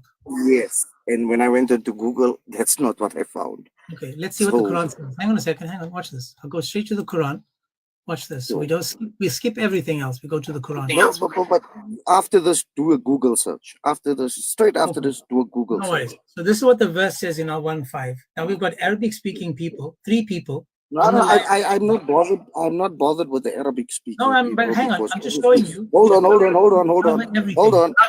I'm going to give you the reason why. Okay. Obviously, they would have a bias towards leaning towards anti. They're not Muslim. They're not Muslim. They will read it word for word. And I've been in this life for a while. Okay. I've heard how you guys. Let's just forget about No. that. Forget about it. Focus. I can't. So it It's says, impossible. You we worship and you we ask for help. Right? This is Al-Fatiha. Al-Fatiha 5. Now, Google. right? إياك And research. نعبد وإياك نستعين. Yeah. إياك نعبد وإياك نستعين اهدنا الصراط المستقيم. We know 100%. How's that? Are you on Google search? I'm on Google. No. Say Surah Fatiha. Surah Fatiha meaning. That's all. That's The it. meaning Plain and is simple. Don't different. take the camera And away. word that he said wrong to you. Surah Guys, Fatiha meaning. wait, You Mr. gave D, me your Mr. D, translation. Hold on. Mr. D, just Yes, sir. relax, bro. Just hold on a second, bro. James, if you Come. pull it up in the Arabic and you want me to recite it with my amazing tajweed, I can do that for you. No worries. So he said, go to Surah Al-Fatiha meaning. So again, watch this, guys. We ignore Allah. We ignore the Quran. Hang on. So I took him to the Quran itself. He said, no, go to Google and find out what the meaning of Al-Fatiha is. Not the Surah 1.5, because Surah 1.5 says, it's you we worship, you we ask for help. He said, no, ignore Allah, ignore the Quran. Let's go and see what the meaning of Al-Fatiha is. Is that what I'm going to search? Is that what you want me to search? Google search. Go to a Google search. I'm on Google. Just Google it. Just Google it. Go to the meaning. That's it. So, Mr. D, are you saying that it doesn't what it mean? It doesn't mean. I am saying. Hold on. What This I is am the saying. same Abdul that said don't use the scholars on 65.4. Hold on. Okay, guys, okay. Show me. What am I going to find? What am I looking for?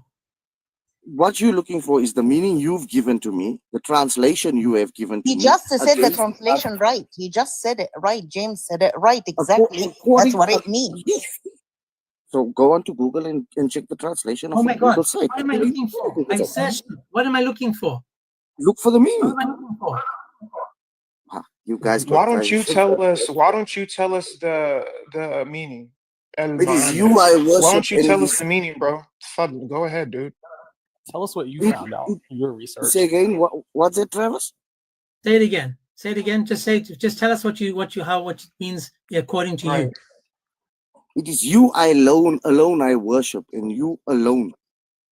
Yeah, okay. There we go. So this is another one. You alone we worship. You alone we ask for help. Is that in the Arabic? Is that part of the Arabic? Yes or no? Alone is not in the Arabic. Come on, D. Is that in the Arabic? I'm on my other device at the moment, so I'm trying to get it. No worries. And again, who is speaking anyway? It's still Allah, correct? No, it's not. So who is speaking in the Oh my Quran? God, bro. No, it's not. No, Who it's not. is speaking in the Quran? This is what you read to Allah. Show me. It is you alone I worship. You see, this is the point I brought up earlier. Do me a favor. Can you show me where it says this is what you read? Guys, hold on. I've been in this life for a while. I've watched you guys torment. I've watched you guys torment and laugh at poor brother Please. The poor brother Please, prior to me. Mega. He's So manifesting. even hear me, He's bro, man. manifesting. Wag, man. Mr. Man, D, we did what you asked for. I got the meaning of the verse. All right. You alone we worship. Who is saying this? I just want to know this. Who is saying this? You I alone. would be saying that. I would be saying that because show I me, am why is reading. it saying I? Why is it saying you alone we worship? Asking me who would be saying that. Wait, hold on So a second, I Mr. would D. say that Mr. very D. exciting. Mr. D. Are you a Rasul? Are you a Nabi?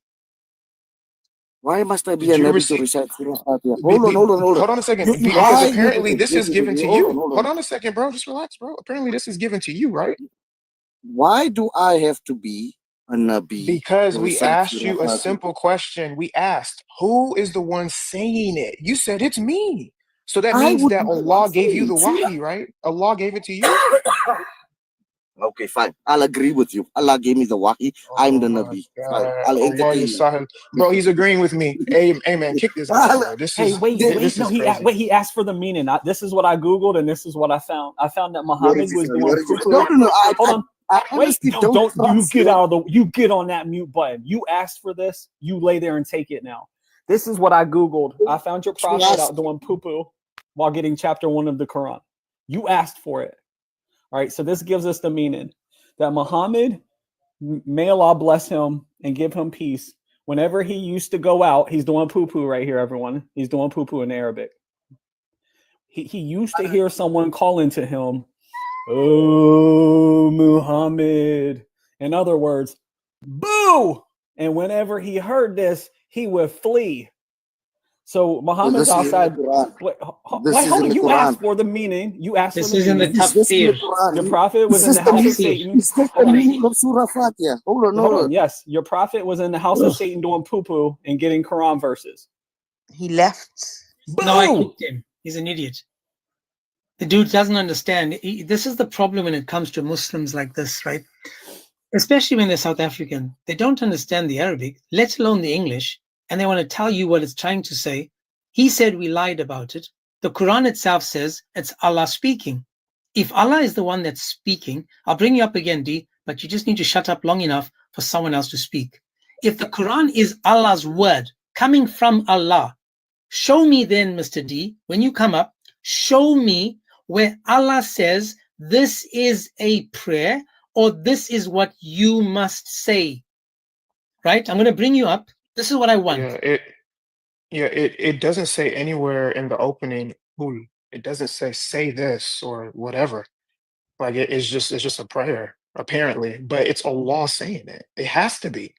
Yeah, it doesn't say qul. Oh, Muhammad. But let's try again, D. Can you show us anywhere where Allah is saying, this is what you must say, this is a prayer, or kul, say? No, I cannot. But can you show me where it says he must? Okay, beautiful. Watch this. Is the Quran is Allah speaking, correct? The Quran is Allah speaking to the Prophet, correct? Okay, so don't jump. Jump to another verse. Quran Stick now to what you is guys are Allah's talking word, about. correct? Don't jump. Stick to what we're talking about. We are, dude. Listen, I at least can jump. You guys are so carrying You on. call me dumb. You told me to shut up. I never called you that. I You never guys once are said you dumb. extremely. You You proved guys are extremely rude. Listen to me nicely. Again, just stop talking for a second and pay attention. Can you show me now? Can you show me anywhere where it says kul, where it says say, or where it says recite, or where it says to read or to talk like this? Can you show me? Show me where it says this is a prayer. I cannot, but can you show me where it says you must? Now, the reason I can't say it, you must, is because the Quran is the word of Allah, and this is what Allah is saying. Do you agree that it's Allah speaking in this verse? Do you agree that it's Allah speaking in this verse? I don't agree. Okay, so somebody else is speaking in this verse, correct?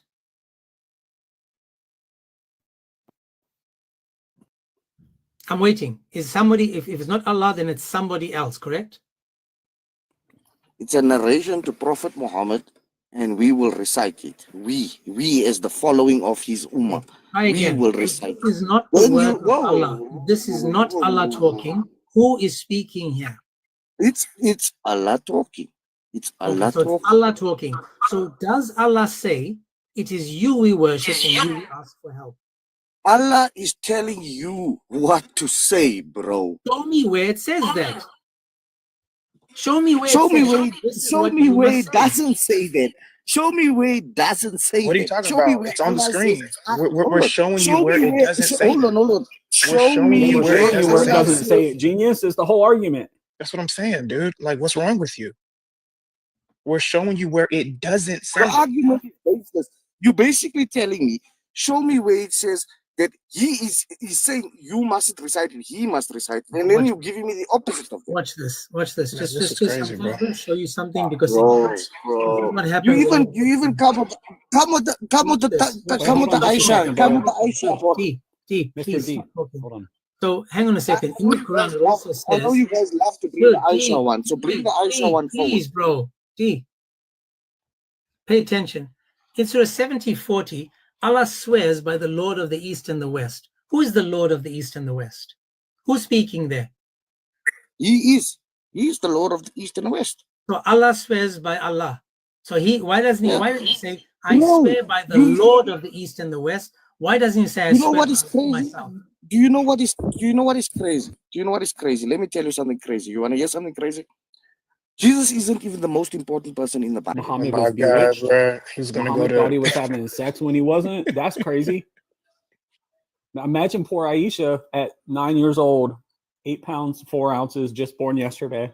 She's watching Muhammad lay on the floor of his mud hut, and he gets up and says, "I was just having sex with one of my wives." That's not crazy. But you want to hear something else crazy? Was his question? Oh, nice dog. Oh, I just want to focus on this, right? So he said we lied. He said we lied about Surah 1:5, where Allah says clearly, you alone we worship, you alone we ask for help. He said that, no, I said it is you we worship and you we ask for help. He said, you alone we worship. So he read what's in the brackets. Now, focus, guys, to 180 people. It's on the screen. It is from Allah. It's Allah speaking. Now, if he's going to tell me it's a prayer, show me where does it say that this Al-Fatiha is a prayer. Again, we have to throw the Quran aside, throw Allah aside, and see what the scholars are telling us. They will tell us that it's a prayer, or they will take us away from the Quran. So I believe this, man. There's zero need for the Quran. There's zero need for Allah. All we need is Muhammad and his hadiths. That's enough. Yeah, I just want to come up really quick to say, guys, this whole live was being recorded. Make sure you guys check out James's YouTube. What I'm going to be doing is I'm going to cut up some of the most important conversations that you guys have had today and post them as like separate videos. And then I'm also going to put timestamps. I'm going to try, God willing, to put timestamps under the live so that you guys can just go straight to the individual conversations after James closes it out, because this was a really good live, but it's crazy because we have these every single day. And Avery used to say this all the time, and I would always laugh. He would say, if I would go to the park and I would tell people about the kind of conversations I have with these guys on a regular basis, none of them would believe me. They would think that we're making fun of Muslims. They would think that we're lying on them. They wouldn't believe us. So we record these conversations so that you guys will believe us. I mean, the guy literally said there's wisdom in having sex with a child. I mean, I don't understand how much more crazy this is, but thank God we have it on recording. I'm going to try to cut up some of the individual conversations with timestamps. Also, guys, follow this sister up top, Sister Jedediah. All of the Arabic videos that you guys like see me do, she's the one who proofreads all of my Arabic before I go ahead and record them. She's a wealth of knowledge, fluent Arabic speaker. I've She is so never blessed, seen honestly. somebody really like American who speak Arabic like that. Never seen it. That's why it's worth it to invest in Amin. Yeah. So guys, please follow my YouTube. This is on the, it's on the screen right now. Subscribe to that. Again, more people that subscribe, more people that like, the better it is for the live as well. More people are gonna, you know, get some of this information and learn from these. Like, for example, now we know, without knowing before, there's wisdom in Muhammad penetrating a 9-year-old.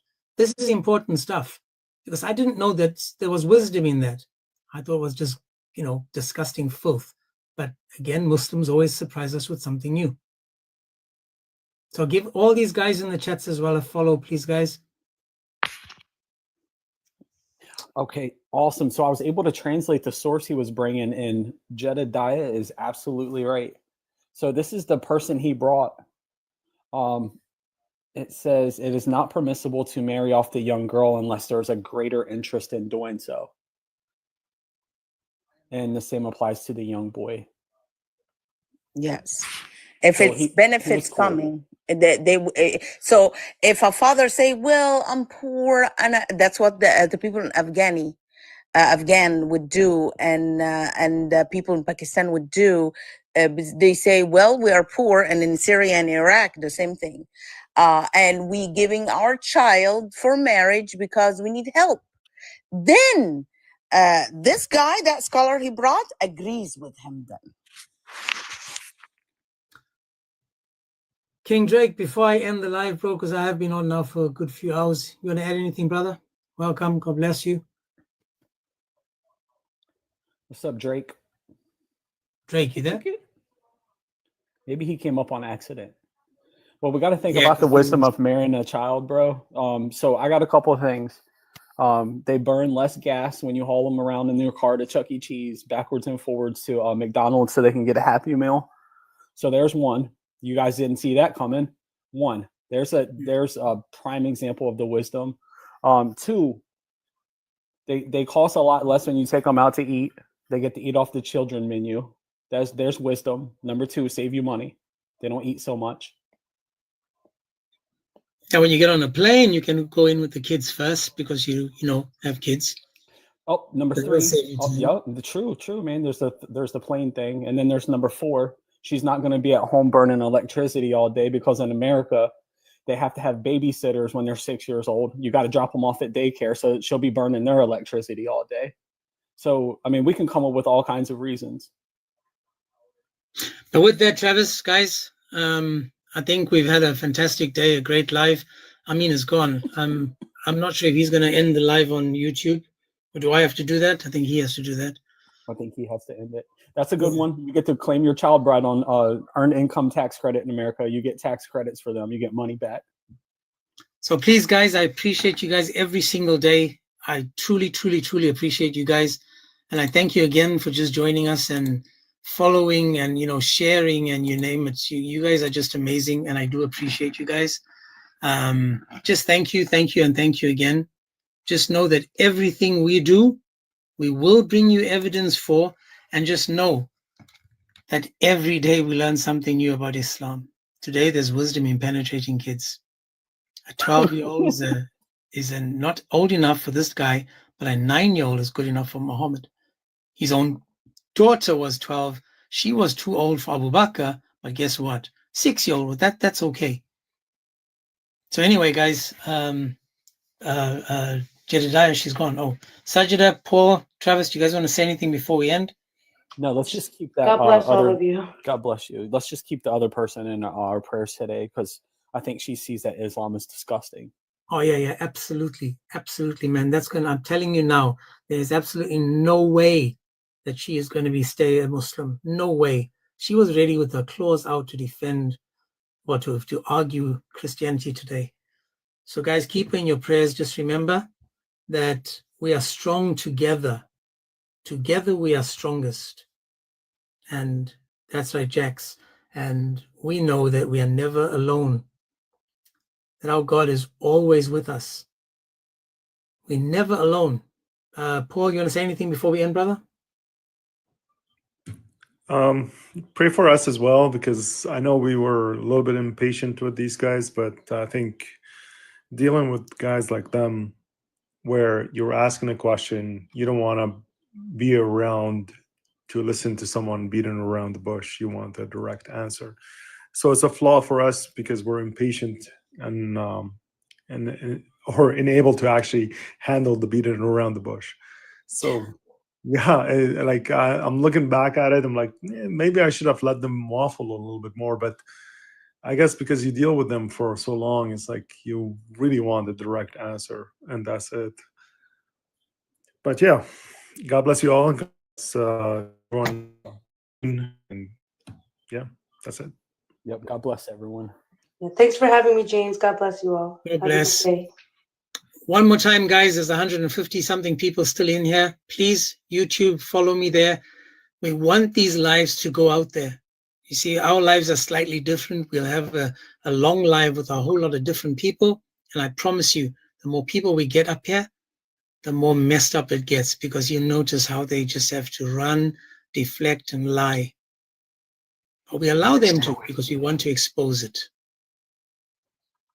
And some advice: stay away from Islam. Muslims, stay away from playgrounds, parks, libraries, schools, anywhere children are at. God bless, guys. God bless. Amin, I'm not sure if you're still there.